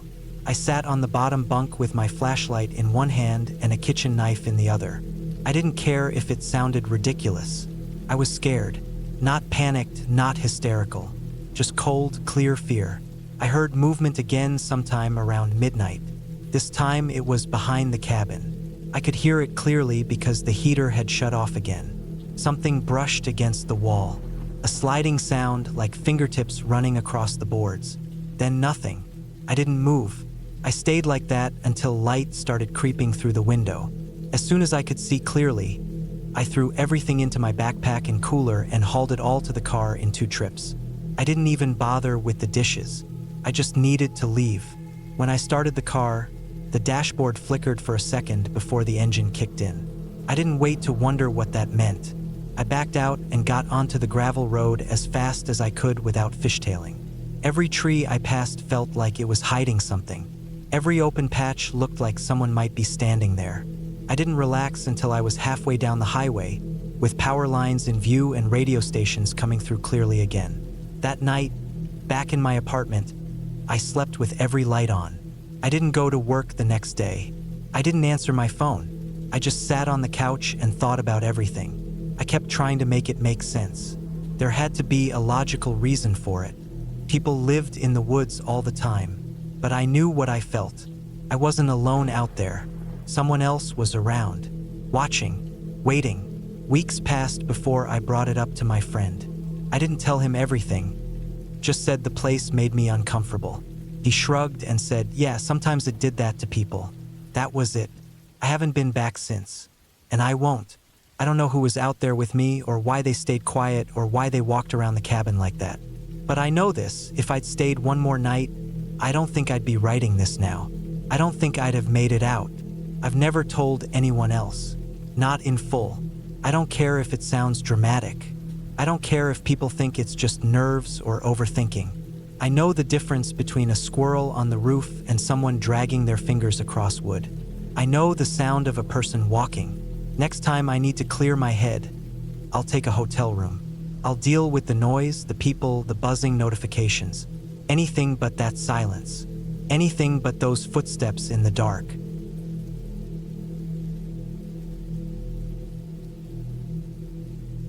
I was 34 when I decided I needed a break from everything. My job had been chewing me up for years, and I could feel it finally getting to me. Every little thing irritated me: traffic, emails, small talk at the grocery store. I wasn't sleeping much, and even when I did, I'd wake up feeling like I hadn't rested at all. I didn't have many close friends, and the few I did have were busy with their own lives. I wasn't married, didn't have kids, and the thought of seeing another office wall made my stomach turn. So I booked a week off work, packed up my SUV, and headed north toward the woods in Michigan. I found a cabin on a rental site. It wasn't one of those fancy, polished cabins with a hot tub and Wi-Fi. This one was old, tucked way back on a dirt road that looked like it hadn't been used in years. The pictures showed a simple wooden place with a small front porch, one bedroom, and a wood-burning stove. It was cheap, far away, and isolated, exactly what I needed. The drive took longer than expected. The last stretch was a narrow road that turned to gravel, then to mud as I got closer. The trees were thick on both sides, arching overhead so the sunlight barely came through. My GPS lost signal a few miles before I got there, and I had to rely on a printed map I'd brought just in case. When I finally saw the cabin, it felt like I'd stepped into another time. The place looked like it hadn't been touched in years. The roof was sagging slightly on one end, and the wood siding was grayed from sun and rain. Still, it felt peaceful. No cars, no people, no noise except the wind and the occasional bird. I parked and walked up to the porch. The key was where the owner said it would be, in a metal box hanging from a nail beside the door. Inside, the air was cool and smelled like old pine and dust. There was one main room with a small kitchen area, a battered sofa, and a dining table with 2 chairs. The bedroom had a single bed with a thick quilt and a small dresser. The bathroom was just a tiny room with a shower and a toilet. No mirrors, no decorations, just the basics. I didn't mind. I wasn't there for comfort. I unpacked, lit the stove with the firewood stacked neatly on the porch, and sat for a while, listening to the quiet. Took a while to get used to. There were no humming appliances, no voices, no traffic. Just wind, birds, and the occasional creak from the old wood. That first night, I slept deeply, probably the best sleep I'd had in years. I didn't wake up once, and when I opened my eyes the next morning, the sun was already pouring in through the gaps in the curtains. I made coffee on the gas stove and sat out on the porch, watching the trees sway. I felt something I hadn't felt in a long time: calm. The next couple of days were uneventful. I went for long walks on the trails around the cabin, read old books I'd brought, and cooked simple meals. I didn't see another soul. No cell service, no TV, no distractions. I chopped some firewood to keep busy and took naps in the afternoon sun. The stillness started to feel normal, but around the 4th day, things started to change. It was little stuff at first, stuff I brushed off. I'd wake up and find the firewood I stacked the day before knocked over. One morning, my boots were soaked with water, even though I'd left them inside. I figured maybe I'd knocked them over and didn't realize it. Maybe I'd left them too close to the bathroom, and something dripped. It didn't seem like much at the time. Later that day, I went hiking deeper into the woods. I found a trail that looked mostly unused and decided to follow it. It wound through thick underbrush and eventually opened up into a clearing with an old fire pit made from stones. There were rusted cans and broken bottles scattered around. Looked like maybe someone had camped there a long time ago. Something about it made me uneasy. I couldn't explain it. Just this odd feeling, like I wasn't supposed to be there. I left and didn't go back that way again. That night, I heard footsteps outside. Slow, steady footsteps on the dirt and dead leaves. I sat up in bed, heart pounding. There was no one around for miles. I hadn't seen a single car or person since I arrived. I turned off the lantern and sat still, listening. The footsteps circled the cabin, then stopped by the porch. I waited, barely breathing. After a long pause, they moved away and faded into the trees. I didn't sleep much after that. The next morning, I looked around but didn't see any prints. The ground was covered in dry leaves, so maybe that was why. Still, I kept the hatchet close after that. I told myself it was probably a deer or some other animal. But the way those steps had moved, slow, deliberate, it didn't feel like an animal. The next few nights were worse. I kept hearing movement outside. Sometimes I thought I saw shadows just beyond the edge of the trees. I'd sit on the porch with the lantern lit, staring out into the dark, trying to convince myself it was nothing. But my gut kept telling me I was being watched. One morning, I found scratches on the cabin door. 3 long, deep gouges, right across the wood. Not fresh, but not old either. Like someone or something had dragged something sharp across it. I checked the rest of the cabin, but didn't find anything else. I thought about leaving, but I'd only booked the place for a week, and part of me didn't want to give in to fear. That evening, just before sundown, I saw someone in the woods. A man, maybe, standing between 2 trees, far enough away that I couldn't see his face. He didn't move, didn't say anything, just stood there. I froze. I didn't know what to do. I raised my hand slowly, not sure why, and he stepped back into the shadows. Gone. That was it for me. I packed my things and loaded the SUV as fast as I could. I wasn't waiting for morning. I was done. But when I tried to start the engine, it just clicked. No turnover. I checked the battery, it was fine. Everything looked fine, but the car wouldn't start. I went back into the cabin and locked the door. I didn't sleep at all that night. I sat by the stove with the hatchet, watching the windows. Around midnight, I heard someone on the porch again. They didn't try to open the door, just stood there. I could hear the boards creaking under their weight. Then a slow, dragging sound, like something heavy being pulled across the wood. I didn't open the door. I didn't even move. I just sat there, frozen. After what felt like hours, the noise stopped. Silence. Morning came slowly. I waited until full daylight before opening the door. The porch was empty. No sign of anything. But the scratches on the door were deeper now. Fresh. I tried the SUV again. This time it started. I didn't wait. I drove straight down that muddy road, scraping tree branches and bottoming out in potholes. I didn't stop until I hit a paved road. I didn't stop until I saw other people. I drove until I reached the nearest town and found a gas station. I sat in the lot for nearly an hour before I could stop shaking. I told the cabin owner I had an emergency and left early. I didn't explain. They didn't ask. That was 2 years ago. I haven't gone back to any cabins since. I still think about that week more than I should. I don't know who or what was out there, but I know what I felt. That place wasn't empty. Maybe someone lived out there in those woods. Maybe it was some old trapper or someone hiding from the world. But they didn't want me there. It wasn't a ghost. It wasn't a monster. It was something worse. It was real. I rented a remote cabin deep in the Upper Peninsula of Michigan last October. The cabin was advertised as a rustic, off-the-grid retreat, perfect for solo hiking and writing. I found it on a small listing site a friend recommended. There weren't many photos, but the price was good, and I liked the idea of being away from everything for a while. Life had been wearing me thin, work stress, family issues, all of it. I just needed a break. I drove up alone. It took nearly 10 hours from where I lived in Indiana. The last 2 hours were all winding back roads with patchy cell service. Eventually, I lost signal completely. The final mile was a narrow dirt track, the kind you wouldn't notice unless you were looking for it. I passed a rusted gate that hung open and drove until the road just ended in a clearing. There was the cabin, tucked back into thick woods. No other homes in sight. The air was cold and crisp, and the trees were mostly bare. The cabin was smaller than I expected. One main room with a bed, table, small wood stove, and kitchenette. No electricity, no running water. There was an old hand pump outside for water, and a compost toilet in a shed a few yards behind the cabin. Inside, it smelled faintly of mildew and smoke. There was a thick layer of dust on the shelves and windowsills. I unpacked slowly, getting a fire going first thing. The temperature had dropped fast once the sun went down. I spent the first day just settling in. I chopped some wood from the pile out back, cleaned the shelves, opened the windows to air it out a bit. That night, I sat at the little table and wrote in my notebook by candlelight.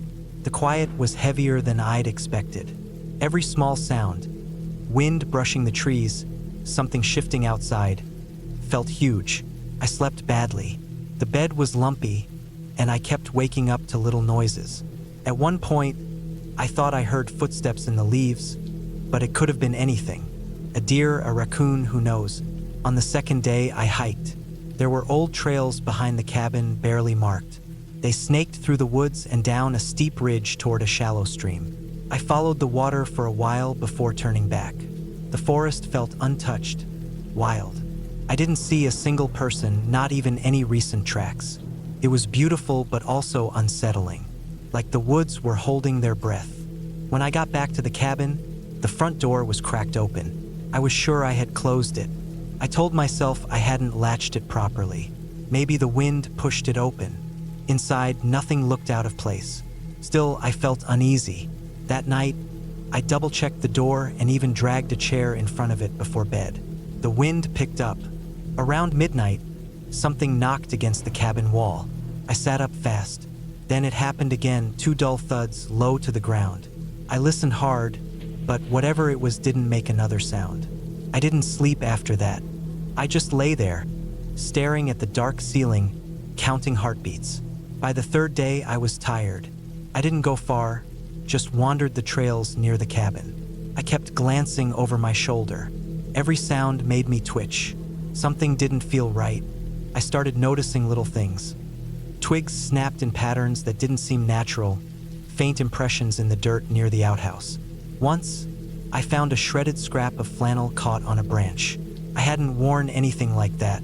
Later that afternoon, I was pumping water when I smelled something rotten. It was strong and sudden. I followed it a few steps and found a dead rabbit, half buried under leaves. It looked fresh but torn up bad, like something had ripped into it. I couldn't see any bite marks, though, just gashes.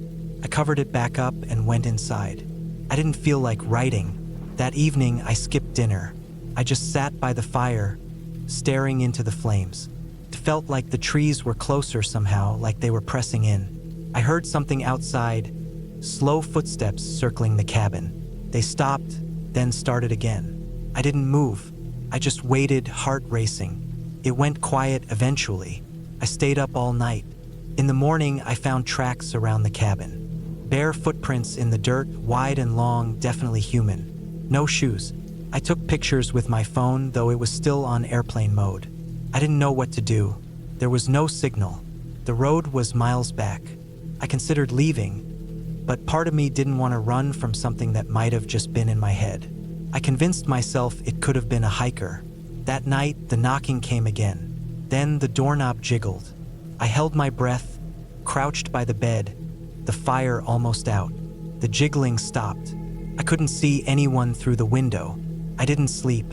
Again. By the 5th day, I was worn out. I left the cabin mid-morning and walked toward the stream again, needing space. When I came back in the late afternoon, the door was wide open. Inside, everything had been moved. Nothing stolen, just rearranged. My clothes were spread on the floor. The table was upside down.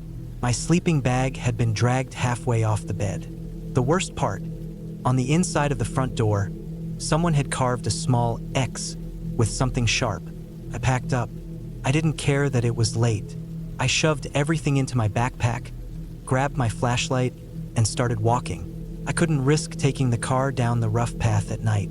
I figured I'd walk until I hit a main road or found someone. I didn't care about the cold. About a half-mile in, I heard movement in the woods beside me. I picked up my pace. Then I heard footsteps behind me, heavy and fast. I broke into a run. Branches tore at me. I could hear breathing behind me, raspy and close. I didn't look back. I ran until I couldn't hear it anymore. I collapsed behind a rock outcrop and stayed there, hidden, flashlight off. I waited for hours, frozen and shivering. Eventually, it got quiet, just the wind again. I stayed hidden until the sky started to lighten. I walked the rest of the way back to the car as soon as I could see the road. I didn't stop. I drove without looking back. When I hit cell service, I called the county sheriff and told them someone had been on the property. They said they'd check it out. I never went back. I didn't want my deposit. I didn't care. A week later, the sheriff's office called. They found the cabin empty. Nothing unusual. No footprints. No sign of forced entry. Just the carving on the door. That was 6 months ago. I still wake up sometimes thinking I hear footsteps. I don't hike alone anymore. I don't stay in remote places. I don't need to know who or what it was. It was real. It was enough. And I don't want to be anywhere near woods that deep again.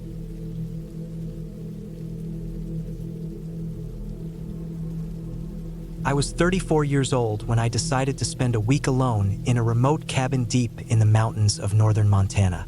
I had been living in Missoula for over a decade, and though I had always loved the outdoors, I'd never taken a solo trip that far off the grid.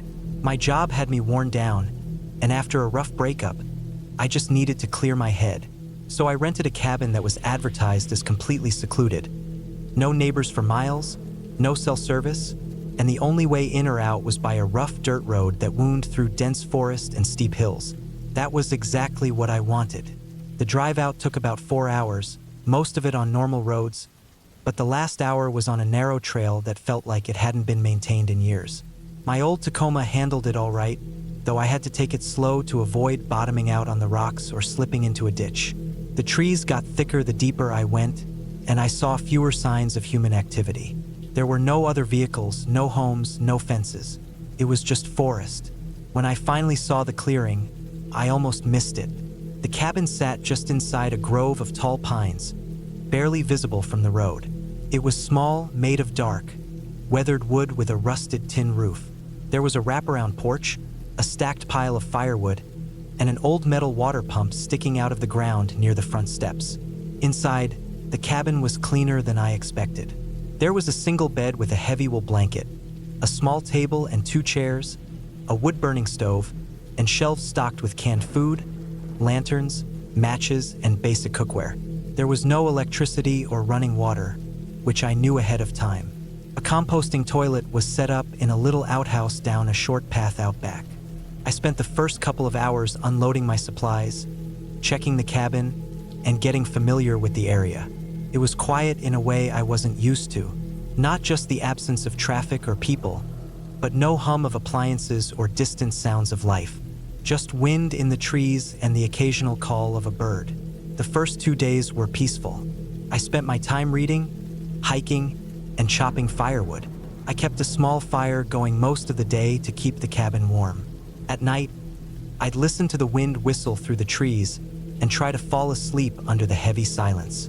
It felt strange at first, but I liked the isolation. I didn't see any animals up close, but I found tracks around the cabin. Deer, rabbit, and once what looked like a bobcat. Things started to feel off on the 3rd night. I was sitting on the porch around dusk, just watching the trees move in the wind. The sun had dropped low, and the sky was a dull pink. I noticed something between the trees, maybe 50 yards out. It looked like a shadow moving against the grain of the forest. At first, I thought it might have been a deer or something, but the way it moved wasn't right. It was too smooth, too steady. I stood up and tried to get a better look, but by then it was gone. I figured my eyes were just playing tricks on me. Long shadows and low light could mess with your head. That night, I had trouble sleeping. I kept thinking I heard something outside. Not animals, more like footsteps. Slow, dragging steps circling the cabin.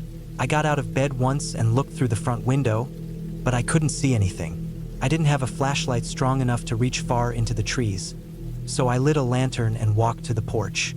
The forest looked the same as always. Nothing moved, but I still felt uneasy, like something was watching me. By the next morning, I had convinced myself I was just being paranoid. It was easy to feel jumpy out here. No one around, nothing familiar, and no way to call for help if something did happen. But I didn't want to cut the trip short over a few weird feelings. I pushed the thoughts away and tried to stick to my routine: firewood, hiking, reading. But the feeling didn't go away. That night, Just after I climbed into bed, I heard the sound again. Footsteps outside. This time they were louder, slower, like someone was deliberately walking around the cabin. I didn't want to move, but my heart was racing. I got up and grabbed the lantern again. I opened the front door slowly and stepped onto the porch. Nothing, just trees. Then I heard a snap from behind the cabin, a stick breaking. I turned and walked around to the back, the light from the lantern flickering. I didn't see anything at first. Then I saw a mark on the dirt, just behind the outhouse. A deep boot print. It wasn't mine. It was fresh. I looked around, shining the lantern into the woods, but whoever had made it was already gone. I didn't sleep that night. I sat up with my back to the wall, holding the axe I kept for chopping wood. I kept the lantern burning until dawn, jumping at every sound. When the sun came up, I felt stupid and exhausted, but I knew something wasn't right. I packed a bag with essentials and hiked up the ridge behind the cabin to see if I could get a signal on my phone. Nothing. The mountains blocked everything. I debated leaving, but the truck was my only way out, and it was a long walk to any kind of help. I stayed through the 5th day, trying to pretend everything was normal. But each night got worse. More footsteps. I started seeing things moved around outside. The axe left leaning a different way, a pile of chopped wood disturbed, boot prints leading toward the trees. I never saw who it was, never heard a voice or saw a light, but someone was out there. On the 6th night, I nailed the front and back doors shut from the inside. I didn't sleep. I sat there with the axe and the lantern, staring at the windows. Around midnight, I heard the footsteps again. This time, they didn't circle. They came straight up to the front door. I heard the wood creak under their weight. Then silence. I held my breath. I could feel my heart beating in my throat. After a minute, I heard the sound of the axe hitting the front porch. They were holding it. I didn't move. I didn't breathe. I just sat there. Minutes passed, then hours. Finally, the sky began to lighten. When I stepped out, the axe was on the ground, right at the top step. The edge was clean. No blood, no marks, just placed there. That morning, I packed everything I could in under 5 minutes and ran to the truck. I didn't stop to look around. I didn't care about anything I left behind. I just got in, turned the key, and started driving. I didn't relax until I hit pavement an hour later. When I got home, I reported it to the local sheriff. They sent someone out, but they didn't find anything. No prints, no signs of a person, nothing damaged or stolen. They told me it was probably just an animal or my imagination. I know what I heard. I know what I saw. I haven't been back since. I still go hiking, still camp sometimes, but never alone. Never that far out. That week changed how I see the woods. Not because of what's in them, but because of what you can't see. The idea that someone could be out there watching, following, waiting. That kind of quiet doesn't feel peaceful anymore. Feels like something else. And I'll never forget the sound of those footsteps. Slow, deliberate, patient. Like they had all the time in the world.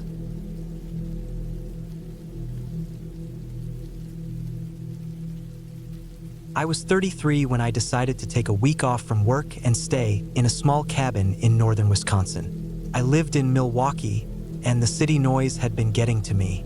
I worked from home most days, but even that didn't give me much peace.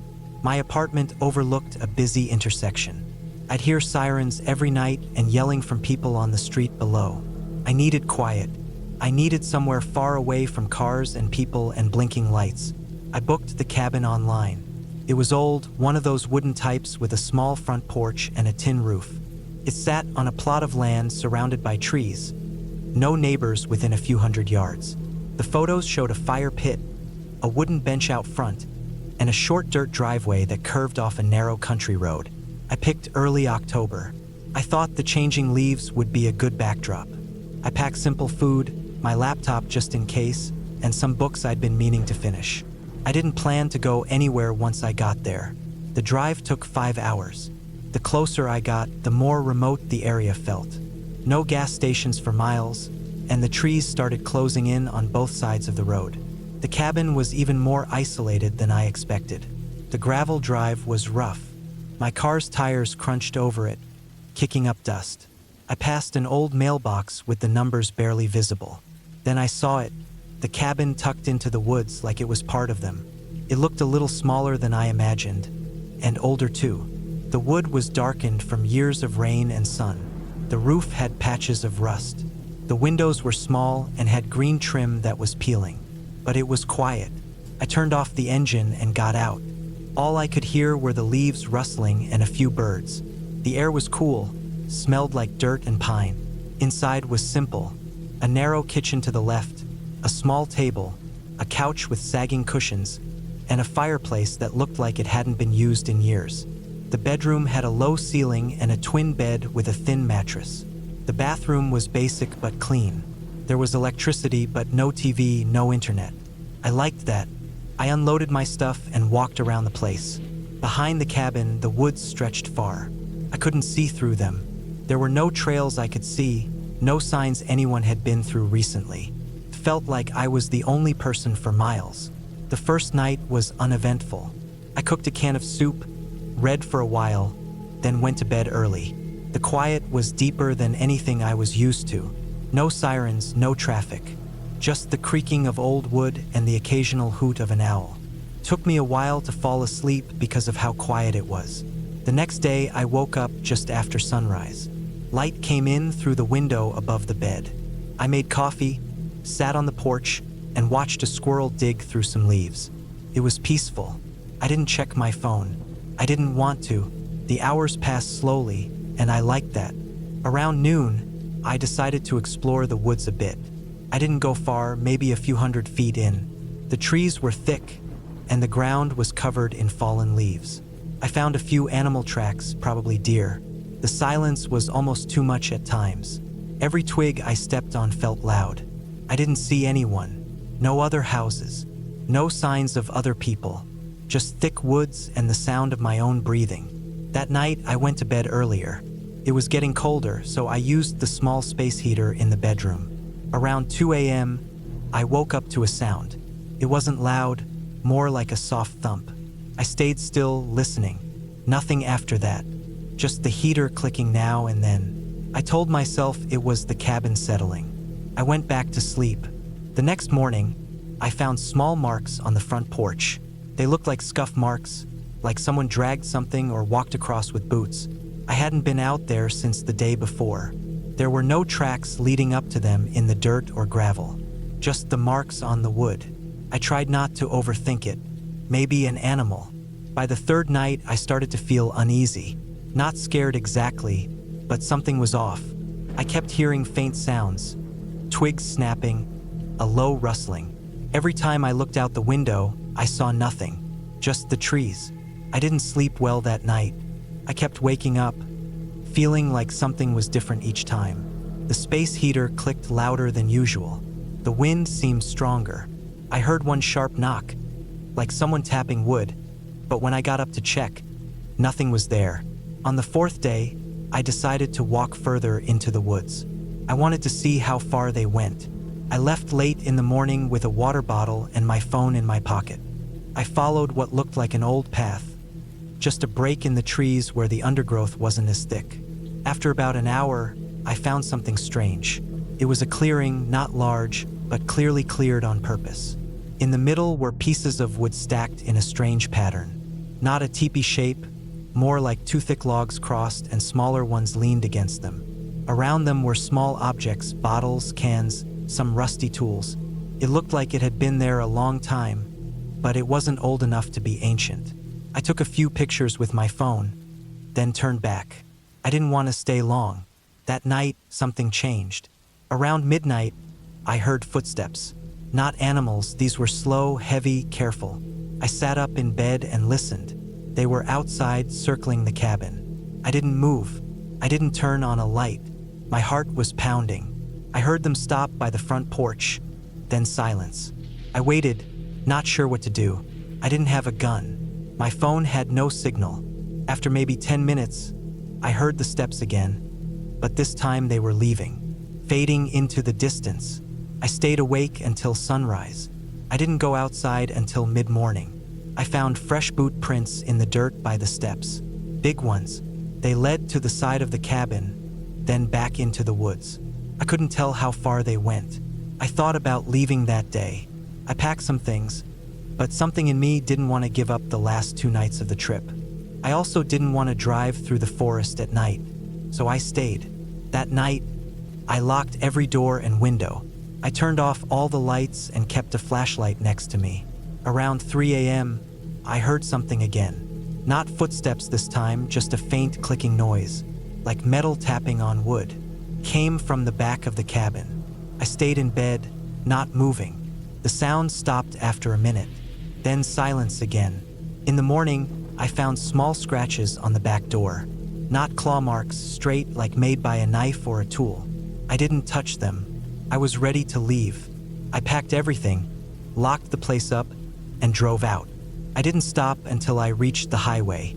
When I got home, I checked the photos I took of the clearing. They were blurry, every one of them, like the lens was smudged or the camera shook. But I remember how sharp it looked when I was standing there. I reported it to the rental site, told them someone had been around the property at night. They said they'd look into it. I never heard back. It's been 6 months. I haven't taken another trip like that. I still think about that place. I try not to, but I do. I wonder if someone lives out there, deep in those woods, watching, waiting for people who come alone. Sometimes I wake up at night and think I hear footsteps outside my window. It's never anything, but I keep the blinds closed now. I keep the doors locked, and I don't go anywhere alone anymore. I learned something out there. The woods are quiet, yes, but quiet doesn't always mean safe. Sometimes it means no one can hear you if something goes wrong. That was the last solo trip I ever took.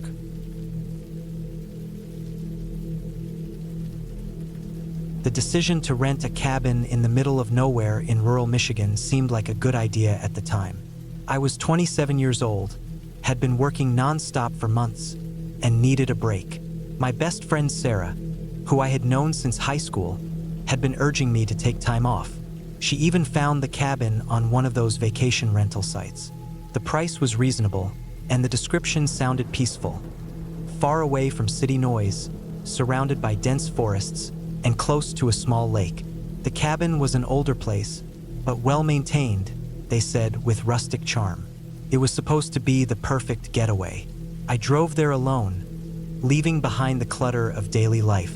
It was late October, so the trees were full of fall colors, deep reds and oranges that made everything look surreal. The drive was peaceful at first, and I enjoyed the quiet. The air smelled crisp, and everything outside seemed still. It was a beautiful scene, but as I neared the cabin, things started to feel different. I arrived after dark, around 7 p.m., and the road leading up to the cabin was winding, narrow, and bordered by thick woods. I could barely make out the outline of the cabin in the distance.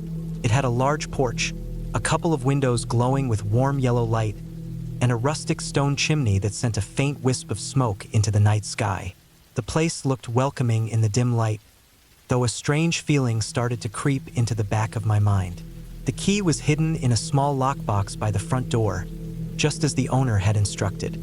I let myself in, and immediately, the musty scent of old wood and dried leaves filled my nostrils. The air was cooler inside, and the dim glow from a few lamps in the corners did little to light the dark corners of the cabin. The floor creaked under my feet as I stepped further inside, the faint sound unsettling in the otherwise quiet cabin. I dropped my bag by the door, took a quick glance around, and then proceeded to explore. The cabin was simple. An old-fashioned kitchen with a small stove, an antique refrigerator, a wooden table with mismatched chairs, and a fireplace that looked like it hadn't been used in a while. I noticed a large bookcase on one side of the room, full of dusty old books, but no television or modern gadgets. The furniture was worn, but the whole place had a homely, if slightly neglected, charm. The windows were tall and narrow, with heavy curtains drawn shut. I felt a slight chill in the air and realized there was no heating system. The cabin seemed designed to keep people close to the fireplace, the centerpiece of the living area. I tried to make myself comfortable by turning on the small electric space heater in the corner. I figured I'd be fine for one night, just a quick getaway to recharge. But as I settled in, I couldn't shake the unease I had felt since I arrived. There was something about this place. It wasn't the cabin itself, though. It was the woods, the trees outside. They seemed alive in a way that made my skin crawl. It was as if they were watching me. I laughed it off as my imagination running wild. After all, I had been cooped up in an office for months, hardly seeing daylight. My body was probably craving the sun, but I was here now alone, and I was going to make the best of it. I made some dinner, a simple soup I had prepared beforehand, and then settled in front of the fireplace with a book I had brought. The wind howled outside, rattling the window panes, but I barely noticed. It wasn't until around 10:30 p.m. that things started to get strange. I was reading, trying to ignore the quiet, when I heard a loud thud coming from upstairs. It was sudden and sharp, making me jump. I froze, listening intently. The sound wasn't repeated. My mind raced, trying to make sense of it. Maybe it was just the house settling, I told myself. But then I heard another noise. This time, a scraping sound. It was faint, like something sliding across the floor, came from directly above me. I sat still, my heart beating louder now, listening for any more sounds. There was nothing. Silence again. It had to be the house settling, I thought, my mind trying to reassure me. I was alone here, and there was no one else around for miles. But the noises continued. Thuds, scraping sounds, footsteps. I didn't dare get up to investigate. The cabin, once so peaceful, now felt like it was closing in around me. I decided to call it a night. I tried to put everything out of my mind as I climbed into the bed in the master bedroom. The sheets smelled faintly of mildew, but it wasn't enough to keep me from falling into a deep sleep. Or at least I thought it was deep. Around 3 a.m., I woke to a strange sensation, a presence in the room. It was so faint, I wasn't sure if I was dreaming or not. I lay there, eyes wide open, straining to see anything in the dark. The only sound was the wind and the faint crackling of the fire in the other room. Suddenly, I heard the sound of footsteps again. This time, they were much closer, coming from the hallway outside my door. I felt my heart race. My body froze. I had been lying perfectly still in bed, and the footsteps were unmistakable. Someone or something was walking through the house. My mind screamed that it wasn't possible. I was alone. I had checked every room when I arrived. No one could have entered without me hearing. But the footsteps continued. The sound of shoes scraping against the old wooden floor, coming closer. I didn't move, didn't make a sound. I held my breath, straining my ears to hear the next step. It seemed to move past my bedroom door, stopping just outside. For a few seconds, there was no noise.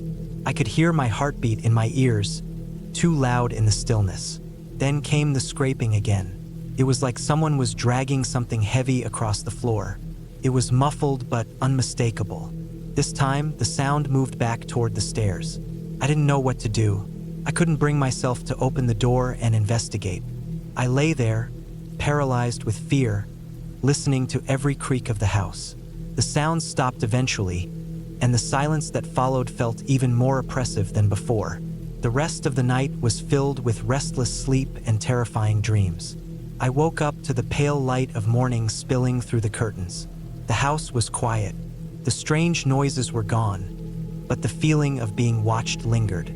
I didn't waste any time. I packed my things and left the cabin as soon as I could. As I drove away, I glanced back at the cabin one last time. It sat there, nestled in the trees, calm and still. But something about that place, stayed with me. I couldn't explain what happened that night, or the feeling that had never truly left me. What I did know was this. There was something unsettling about the cabin. Something about the silence, the isolation, and the strange noises in the night. But most of all, the way the woods around it seemed to whisper in the wind, like they were alive. I never went back, and I never talked about it to anyone, not even Sarah. I couldn't shake the feeling that there was something more out there in those woods, but I couldn't explain what it was. Maybe it was the isolation, or maybe it was something I had imagined. But one thing was clear. I would never stay in another cabin alone again.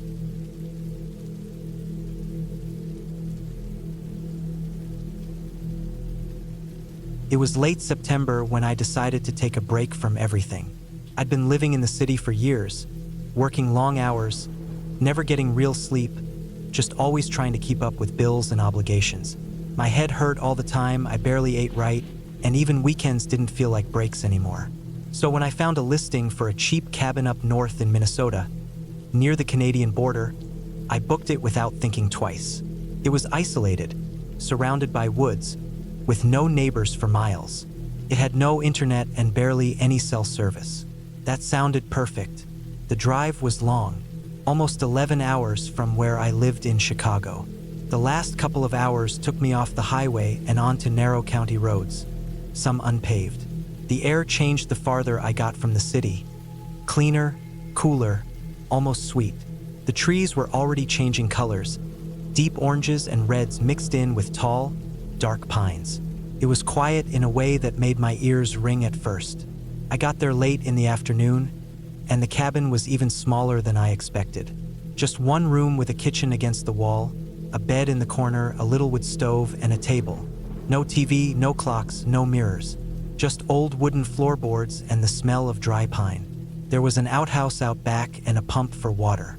Basic but not falling apart. There was even a stack of firewood and some kindling already prepped beside the stove. Whoever owned the place had at least kept it somewhat cared for. That first night was uneventful. I made myself some canned soup, lit a fire in the stove, and read a book by flashlight until I got tired. The bed creaked a little, but the mattress was better than I expected. I fell asleep fast, listening to the wind in the trees. The next morning, I woke up early. Sunlight came through the thin curtains, and the woods outside were quiet. I had a cup of instant coffee and then decided to take a walk. There was a trail leading out behind the cabin, overgrown in spots, but easy enough to follow. It wound through thick trees and past big moss-covered rocks.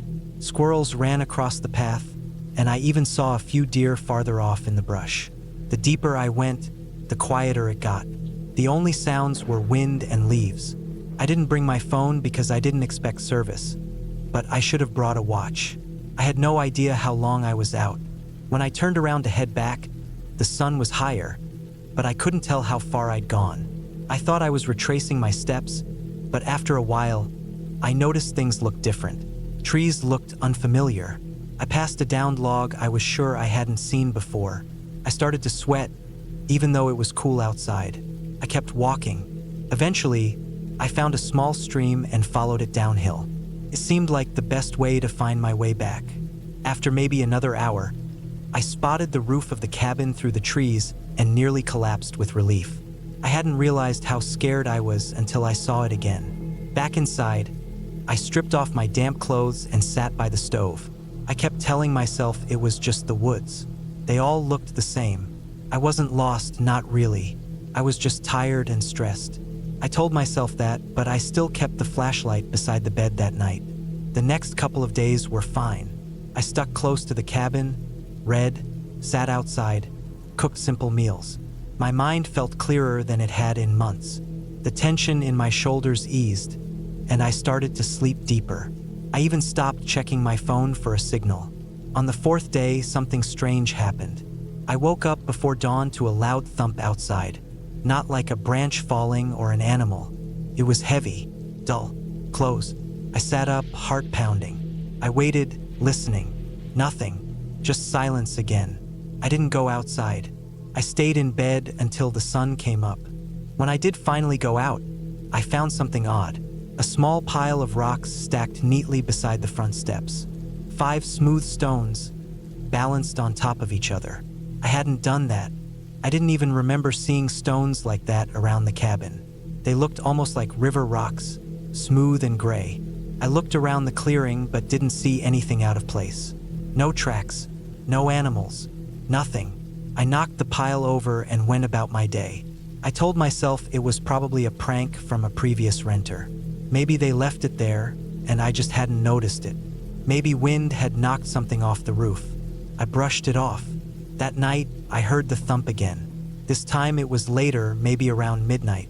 Then another one from the other side of the cabin. I sat up and held my breath. Then silence. I waited with the flashlight in my lap for a long time. I didn't hear anything else. The next morning, there were 2 piles of rocks, one on each side of the steps. I started to get this feeling like I wasn't alone out there. Not in a supernatural way, more like someone was messing with me, watching me maybe. I tried to shake the idea, felt too paranoid, but I couldn't ignore how unsettled I was. I hiked out a bit that afternoon, looking for signs of anyone nearby. No houses, no hunters, no campsites, nothing, just trees and more trees. I yelled a couple of times just to hear if anyone responded. Nothing.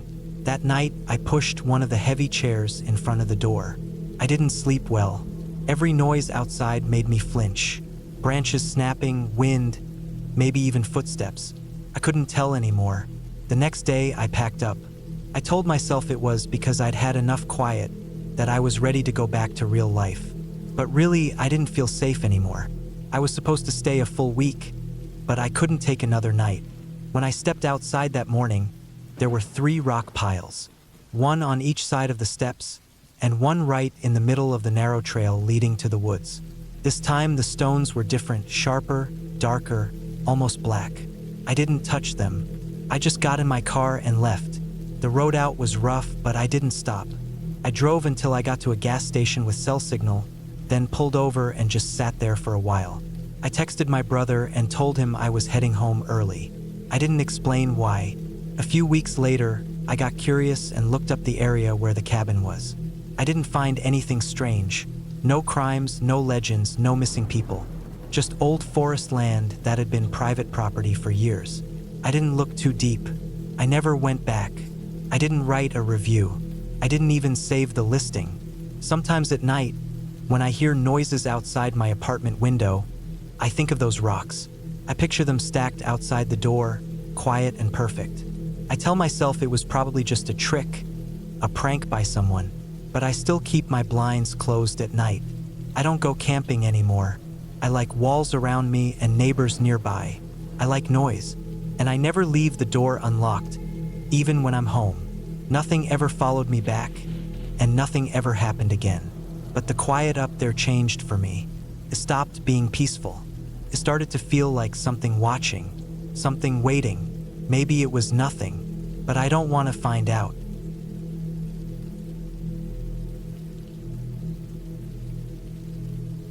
I had always loved the idea of getting away from the noise of the world, disconnecting, and experiencing the kind of silence that only a remote cabin could offer. It was early fall, the kind of time when the crispness of the air promised an oncoming chill, and the colors of the trees were starting to change, hinting at the beauty that was to come. My name is Sam, I'm 32, and I had decided to take a long weekend break to a cabin up in Pine Ridge, a secluded spot in the Appalachian Mountains, around 3 hours from where I lived. It was supposed to be a peaceful retreat. I had been feeling overwhelmed at work, and my friend Ben, who had recommended the place, promised that it was the perfect spot to reset. The cabin was located at the foot of a small mountain, surrounded by dense woods. The nearest town was almost an hour away, and even though Ben had raved about the place, there was something unsettling about how isolated it was. I should have paid attention to that feeling, but the idea of being out in nature, away from everything, was too tempting. I wanted that escape, so I brushed aside any thoughts that might have hinted otherwise. I arrived on a Friday afternoon, the sun still high in the sky. The gravel road that led to the cabin was narrow and uneven, the kind that made your car's suspension groan. There were no other houses around, just trees, dirt paths, and the occasional animal track. The cabin itself was a small, single-story building made of rough-hewn logs, with a steep, dark roof and a porch that wrapped around one side. It looked rustic but cozy, a perfect little escape from the world. The moment I stepped out of the car, the smell of pine and earth filled the air. I unloaded my things and entered the cabin. Inside, it was exactly as I expected. Wooden floors, a stone fireplace that looked like it had seen many winters, and a small kitchen area with everything I might need to cook a simple meal. The furniture was old but sturdy, the kind you find in places like this: comfy chairs and an overstuffed couch. There was a small bookshelf filled with books I'd never heard of, and a window that looked out into the trees. It felt peaceful, almost too peaceful. I told myself it was the kind of quiet I needed, that I had been craving, the kind of stillness that allowed for real reflection. That evening, I lit a fire in the hearth, made myself some dinner, and sat down with a book. The only sounds were the crackling of the fire and the occasional rustle of leaves outside. As the sun dipped below the horizon, the cabin grew dark, and I couldn't help but feel a growing unease in my chest. It wasn't fear exactly, just a discomfort I couldn't quite explain. The place was so quiet, so still, that I felt like I was the only person on Earth. As the night wore on, I began to hear noises outside. It wasn't the wind or the sounds of animals. No, these were deliberate sounds. Footsteps crunching on the dry leaves, moving slowly around the perimeter of the cabin. I froze, the book forgotten in my lap. My heart thudded in my chest. I didn't move for what felt like hours, my eyes glued to the shadows outside the window. Whoever or whatever was out there was taking its time. It was as if they were waiting for something. I couldn't explain why, but a feeling of dread settled over me. I wasn't imagining it. There was something out there. Eventually, the sounds stopped. The night remained unnervingly still. I told myself that it was just an animal, maybe a deer or a bear, something harmless. Still, I locked the doors and closed the curtains. I didn't sleep well that night. Every creak of the floorboards, every gust of wind against the walls made my heart race. But nothing happened. The next morning, I convinced myself that I had been overreacting. It was easy to laugh off the previous night's fear in the light of day. The cabin was just far enough out of the way for my mind to trick me into thinking something was amiss. I made breakfast and decided to take a hike in the woods. The trails around Pine Ridge were supposed to be some of the best in the area. Lush, dense forest with little foot traffic, ideal for clearing the mind. I grabbed my backpack, packed some snacks, and set out. The woods were beautiful. Tall pines and oaks, their leaves just starting to change color. The trail was winding and narrow, with overgrown bushes brushing against my legs. I followed it deeper into the forest, each step taking me further from the cabin. My thoughts were still on the strange events from the night before, but the rhythm of walking and the beauty around me began to calm me down. About 2 hours into the hike, I came across an old, abandoned stone cabin. It was barely standing, the roof caved in and the walls covered in vines. It looked like it had been there for decades, maybe even longer. Curiosity got the better of me, and I approached cautiously, stepping over the wreckage of what had once been a doorway. Inside, the air smelled stale and damp, the ground covered in decaying leaves and moss. There wasn't much left to see, just a few rotting beams and the remnants of a stone fireplace. But what struck me was the feeling of the place. It was suffocating, almost as if the cabin itself was holding its breath, waiting for something. I felt a strange urge to leave quickly, as if something about the place didn't want me there. I turned to leave, but before I could take my first step, I heard it. A low growl coming from the trees behind me. My heart skipped a beat. I whipped around, scanning the woods, but saw nothing. My pulse quickened, and I hurried out of the cabin, my legs moving faster than I thought they could. I didn't stop until I was back at the main trail, breathing heavily and trying to shake off the feeling that I wasn't alone. I couldn't explain it, but something in the woods felt off. It wasn't just the growl. There was a sense of being watched, a feeling that lingered even as I walked back toward the cabin. I kept glancing over my shoulder, half expecting to see someone, or something, following me. I made it back to the cabin just before dark, my nerves on edge. That night, I kept the lights on, the curtains drawn, and didn't stray far from the hearth. The noises from the night before started up again, though they sounded even closer this time. Footsteps circling the cabin, slow, deliberate. My heart raced, and I had to fight the urge to open the door and see who or what was out there. But I stayed inside, not daring to make a sound. I didn't sleep much again that night. The next morning, I packed up my things, decided I had had enough. I couldn't explain what had been happening, but I knew I wasn't sticking around to find out. The road out of Pine Ridge seemed longer than I remembered, and the woods were more oppressive than ever. As I drove back, I kept checking my rearview mirror, half expecting to see someone or something following me. By the time I made it back to civilization, the feeling of dread had faded. I don't know if it was the isolation, my mind playing tricks, or something more sinister, but the cabin in Pine Ridge had left its mark on me. I've been back to the area a few times since, but I've never returned to that cabin. Some things are best left alone.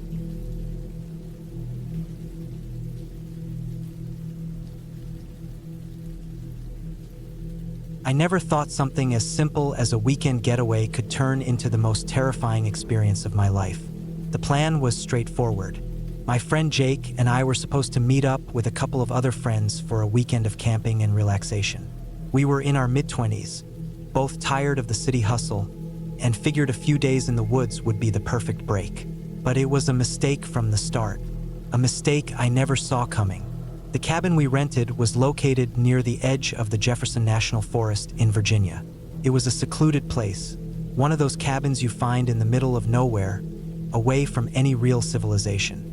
The description online made it sound charming, with its rustic look, surrounded by towering trees and a peaceful lake nearby. It had everything we needed: a fireplace, a kitchen, and just enough space for the 5 of us to feel comfortable. I'll never forget the moment we first arrived. The sun was just beginning to set, casting a warm orange glow over the landscape. The drive up had been long, with winding roads and barely any other cars. It was almost as if we were entering another world. When we pulled up to the cabin, it looked exactly like the pictures, but something felt off. It was too quiet, too still. I shook it off, telling myself it was just the isolation. Inside, the cabin was cozy, with old wood paneling and a stone fireplace that made the room feel homey. But as soon as I stepped in, I noticed the odd smell. Kind of musty, like old wood that hadn't been aired out in years. It wasn't unbearable, but it was there, lingering in the background.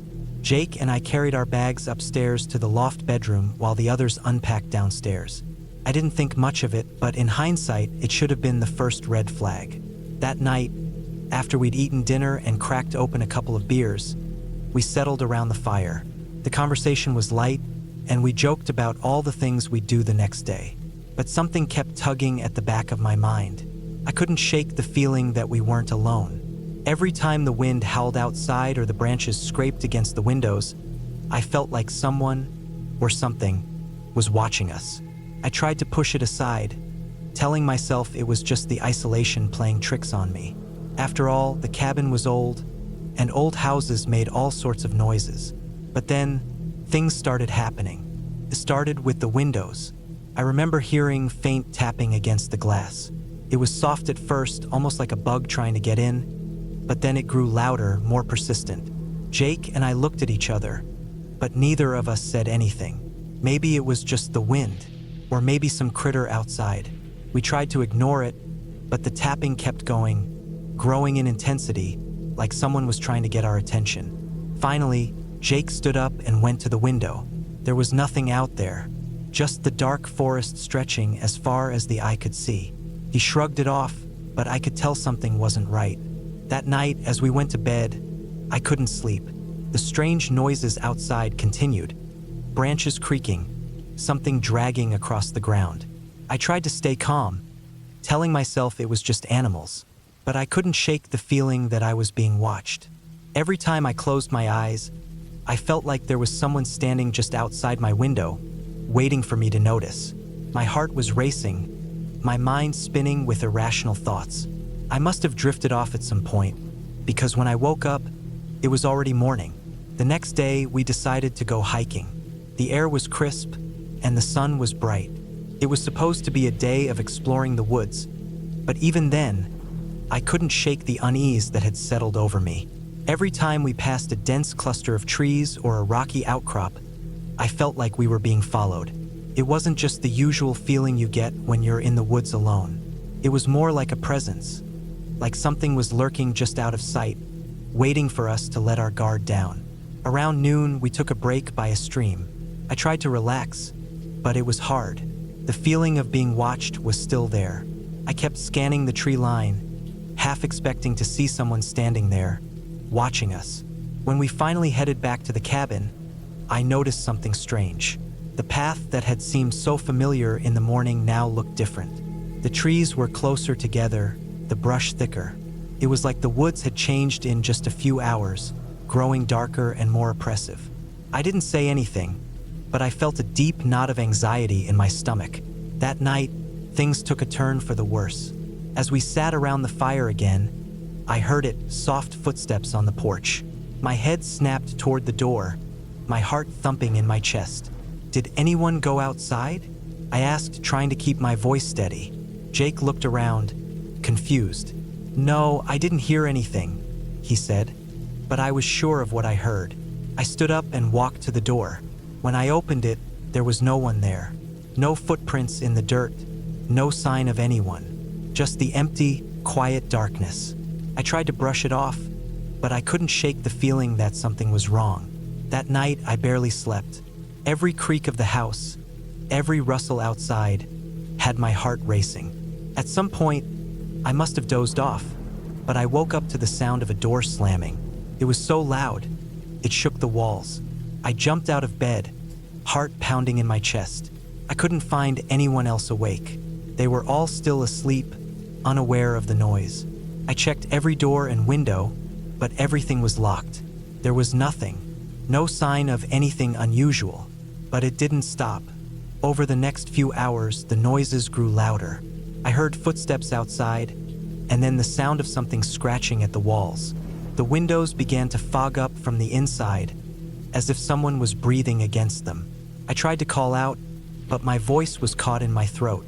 I could feel my body tense, every muscle screaming with the need to run, but my feet were frozen in place. When the sun finally rose, I couldn't take it anymore. I didn't care about the others. I needed to get out. I grabbed my things and ran out of the cabin. The others were still asleep, unaware of the chaos I had just experienced. I couldn't explain it, but I couldn't stay there any longer.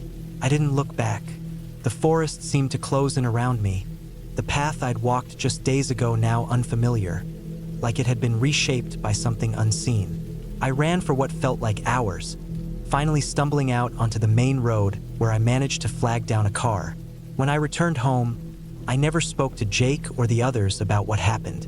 They were convinced I'd just had a panic attack or was spooked by the isolation. But I knew what I felt. Something was wrong with that place, something that I couldn't explain. And I knew I would never go back. Not ever. In the end, I think the real horror wasn't the strange noises, the feeling of being watched, or the sense of dread that hung over us. It was the fact that I couldn't figure out what was real anymore. Was it just my mind playing tricks on me? Or was there something in that forest, something we couldn't see but could feel? I'll never know. But I do know one thing. I'll never go back to that cabin, and I'll never trust the woods again. The silence out there isn't peaceful. It's a warning that I ignored, and I paid the price for it.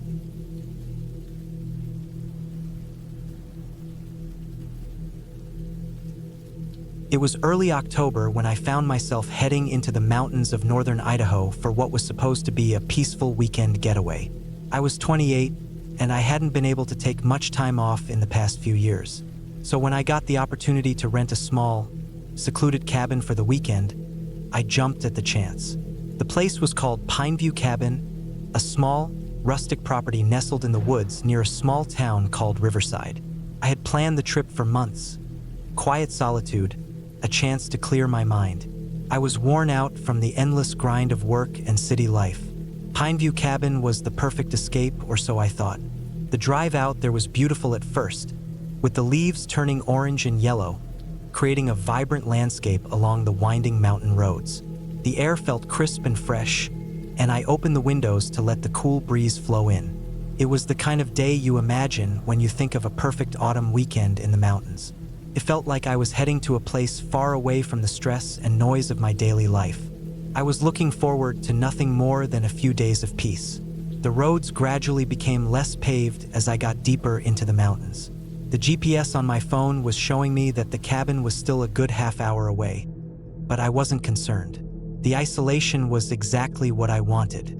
I drove past farms, forests, and the occasional small shack before I finally reached a sign that pointed toward the cabin. As I turned off the main road, the path became rougher. It was a narrow gravel road that wound through thick trees, and the further I drove, the less light I had. I didn't realize how remote Pineview Cabin really was. The sun was already starting to set when I pulled up to the driveway, the last slivers of daylight disappearing behind the mountains.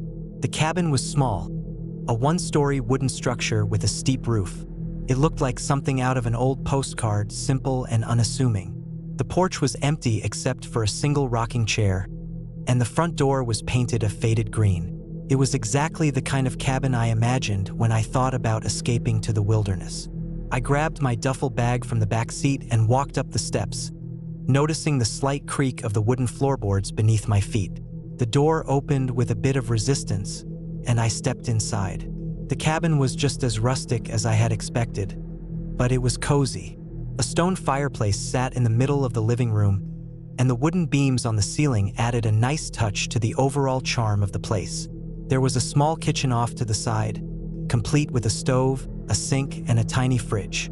The furniture was simple: an old leather couch, a couple of armchairs, and a wooden dining table. A few oil paintings hung on the walls, giving the space a homey feel. I spent the first few hours unpacking and settling in. I was looking forward to enjoying a quiet evening by the fire. The weather was beginning to turn colder, and the thought of curling up in front of a crackling fire with a book felt perfect. As night fell, the forest around the cabin became eerily quiet. I could hear the wind rustling the trees, but that was about it. It was the kind of silence you notice when you're deep in the woods, far from civilization. I lit the fireplace and sat down on the couch, pulling a blanket over my legs. The warmth from the fire was comforting, and I soon found myself relaxing, lost in the flickering flames. But as the hours passed, something started to feel off. It wasn't anything specific at first, just a sense that the air had become heavier, denser. I brushed it off as the isolation of the place getting to me. After all, it had been a long drive, and I was probably just tired. I made dinner, simple pasta with some sauce I had brought, and ate while watching the fire. But as the night wore on, I couldn't shake the uneasy feeling. The silence was so complete that every little sound seemed to stand out.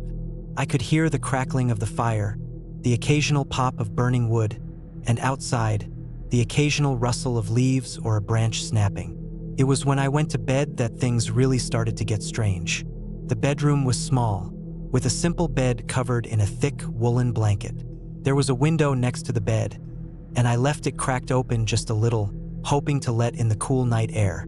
The breeze was soft, but it felt a little colder than I expected. I climbed into bed, trying to ignore the unease creeping up my spine. First, I was too tired to think much of it. But as I lay there in the darkness, something outside caught my attention. It wasn't a sound, but rather the feeling that someone or something was watching me. I turned my head toward the window, but there was nothing to see except the pitch-black night. I tried to tell myself it was nothing, just the isolation, my mind playing tricks on me. But then I heard it, the faint tapping sound. It was light at first, almost like someone was gently tapping on the window with their finger. I held my breath, trying to make sense of it. I didn't want to jump to conclusions, but the cabin was so remote. Who would be out there? I lay still, my heart racing in my chest. The tapping continued, now a bit louder. It wasn't wind or anything natural. Someone or something was definitely outside the window. I sat up in bed and strained my ears, listening closely. The tapping stopped suddenly, and everything fell silent again. I didn't know what to do. Part of me wanted to ignore it, tell myself it was just a tree branch tapping against the window. But it didn't feel like that. I could sense that something wasn't right. I got out of bed and walked over to the window. The glass was cold beneath my hand as I peered outside into the blackness. There was nothing there, no movement, no shapes lurking in the shadows. I let out a breath, relieved but still uneasy. I returned to bed, but sleep didn't come easy. Every noise outside made me jump. Every creak of the cabin made me wonder what was happening out there. I stayed awake for hours, staring into the dark room, listening to the quiet. Eventually, exhaustion took over, and I fell into a light, fitful sleep. The next morning, I woke up to the sound of birds chirping outside, the first rays of sunlight creeping through the window. The cabin looked peaceful in the morning light, but the memory of last night still lingered in the back of my mind. I spent the day exploring the area around the cabin, hoping that some fresh air and a walk through the woods would clear my head. But every step I took, every rustle of the leaves underfoot, made me feel like I was being watched. Later that afternoon, I decided to go for a short hike down a nearby trail that led toward a small creek. I'd heard there was a waterfall along the way, and I thought it might be a good distraction. The hike was beautiful, the forest dense with pine trees and the scent of damp earth. The further I went, the more isolated I felt. It was when I reached the creek that things took a turn for the worse. The sky had started to cloud over, and a chill had settled into the air. I was standing by the water, staring at the darkening sky, when I heard it again, another tapping sound. This time it was coming from behind me, just beyond the trees. I froze, my heart thumping in my chest. I slowly turned around, but again, there was nothing there. Just the trees, the creek, and the deepening shadows of the forest. I hurried back to the cabin, my nerves on edge, but nothing happened the rest of the afternoon or evening.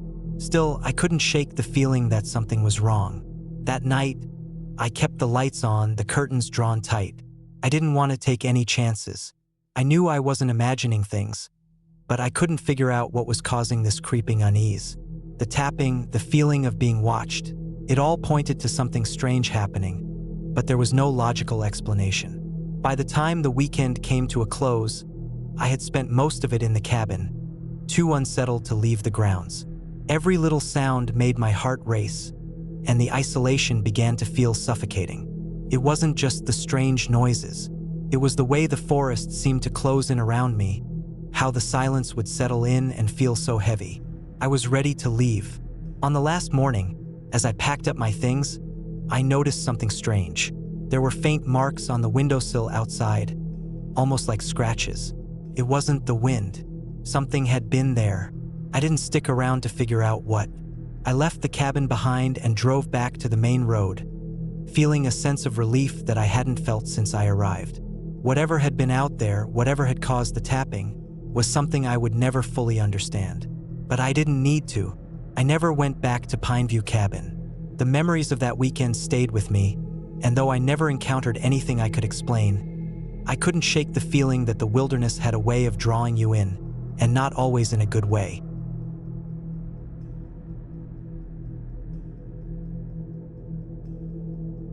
It had been years since I'd last been to a cabin, and I never thought I'd end up back in one, especially not after everything that happened. But when my friend Mike suggested we get away for the weekend, I figured it would be just what I needed. We'd been working too hard lately, and the idea of being out in nature seemed like a good way to reset. I should have known better. Mike rented a cabin in the middle of nowhere, tucked deep in the woods about 100 miles north of our small town in the foothills of the Appalachian Mountains. The place was advertised as remote and quiet, a perfect retreat from the hustle and bustle. I didn't question his choice, even though it was a bit unsettling that it was so far off the beaten path. I didn't realize until later that the closest town was barely a speck on the map, and if something went wrong, help would be hours away. I was 28 at the time, a few years older than Mike, and we'd known each other since college. He was always the adventurous type, always looking for the next thrill. He had rented the cabin from an old couple who were apparently trying to get rid of it, but it seemed like the type of place where no one else wanted to go. Mike, however, liked the idea of having the whole place to ourselves. The thought of being in a cabin alone in the woods felt like a scene right out of a horror movie, but I didn't let that get to me. When we pulled up to the cabin, it was just as we expected. Isolated. It was a small, weathered building with a porch that creaked every time the wind blew. The wood was faded and gray, like it had been through countless storms, and the roof had patches where the shingles were missing. But despite its old appearance, it seemed sturdy enough. A small stream ran behind the cabin, and the woods surrounded us like a thick, unyielding barrier. There were no neighbors, no one for miles. The cabin had only a few rooms, a main living area with a fireplace, a small kitchen, a bathroom, and 2 bedrooms upstairs. It wasn't luxurious, but it didn't need to be. We had plenty of firewood stacked by the door, and Mike quickly set about getting a fire going in the stone fireplace, while I unpacked the small amount of gear we'd brought. The night was creeping in fast, and the temperature was already dropping. We were planning to stay for the weekend, Friday to Sunday. The idea was simple: hike during the day, relax at night, and enjoy some time away from everything. But that first night, something felt off. After dinner, we settled in front of the fire, Mike cracking open a couple of beers while I tried to unwind. The wood in the fire popped and crackled, and the warmth of the flames felt comforting, almost too comforting. There was something about the quiet that felt unnatural, as though the whole world had gone still around us. Not a sound came from the forest outside, no animals, no rustling leaves, just silence. It was unnerving, but I tried to shake it off. We spent the evening chatting, telling stories, and joking around. It felt normal, at least until the power went out. The lights flickered a few times before going completely dark, and we were left with only the firelight to see by. At first, it didn't bother me much. The cabin was supposed to be rustic, and we were in the middle of nowhere. Mike seemed fine with it, too. He went to check the fuse box, but there was no way to fix it. The storm outside must have knocked out the power, he said. We agreed to just go to bed early. It was getting late anyway, and without the lights, there wasn't much else to do. But when I climbed into bed in the smaller of the two rooms, I had a strange feeling in my chest. Something wasn't right. I tried to shake it off, but it lingered like a shadow in the back of my mind. I told myself it was just the isolation. Sleep didn't come easily that night. I kept tossing and turning, the creaking of the old house and the wind howling outside filling my ears. Every now and then, I thought I heard a noise, something distant, like a soft tapping. I would sit up, listen for a moment, and then convince myself it was just the house settling. But the tapping wouldn't stop. It sounded like it was coming from the ceiling above me, or maybe the walls, but there was nothing to explain it. My heart started racing, and my mind began to wander. I tried to get up and check the room, but I couldn't bring myself to. I just pulled the covers over my head, hoping the noise would go away. But it didn't. Hours passed, and I barely slept. By the time the first light of dawn filtered through the cracks in the blinds, I was exhausted. When Mike came into my room in the morning, he seemed perfectly fine. He hadn't heard anything strange, he said, and he was eager to get out for a hike. I wasn't sure I was ready to head back into the woods so soon, but he insisted. We had the whole day ahead of us, and I figured getting out into the fresh air would help me clear my head. We grabbed our backpacks, filled them with water and snacks, and headed out to explore. The woods were thick and tangled, the trail barely visible in some places. We hiked for hours, with Mike leading the way, talking about everything and nothing at all. The further we went, the more disconnected I felt. Something about the woods felt oppressive. The trees were so dense that it felt like the sky was a distant memory, and I couldn't shake the feeling that someone or something was watching us. But I kept it to myself, not wanting to sound paranoid. By the time we decided to turn back, the sun was starting to dip below the horizon. The hike had worn us out, and we were both looking forward to getting back to the cabin and relaxing. But when we arrived, the mood shifted. The door was wide open. I know we'd closed it when we left. We were careful about it, making sure everything was secure before heading out. But now the door stood open, the wind causing it to creak slowly in its frame. Mike went in first, checking the place quickly. Nothing seemed disturbed at first glance. But when I walked in, I noticed something strange. The small kitchen table had been moved, just a little, but enough to make me wonder. The chairs were knocked out of place, and the fire had gone cold. Maybe it was the wind, Mike said, but there was something in his voice that didn't sound so sure anymore. Let's just get some rest and figure it out tomorrow. I nodded, though I couldn't shake the unease that had settled in my chest. That night, I couldn't sleep again. I heard the tapping noise once more, this time louder. It was definitely coming from above, and this time it didn't stop. I lay there frozen, waiting for it to end, but it only got worse. The next morning, we decided to head back home early. The strange occurrences, combined with the unsettling atmosphere, had made it impossible to enjoy our time at the cabin. The woods had swallowed us whole, and it felt like they were trying to keep us there. When we packed our things and stepped out onto the porch, I could have sworn I saw something moving in the trees, a shadow just out of reach of the light. As we drove away, I glanced in the rearview mirror. The cabin looked small and insignificant from the road, surrounded by nothing but trees. But in that moment, I knew I would never go back. I could feel the weight of the woods pressing against me, as if they held something ancient, that didn't want us there. I didn't know what it was, and I didn't want to find out. When we got home, I went straight to my bed and collapsed into a deep, exhausted sleep. But even then, I could still hear the tapping sound in my head. Part of me wonders if I'll ever escape it. Maybe I will, maybe I won't. But one thing's for sure, I'll never set foot in that cabin again.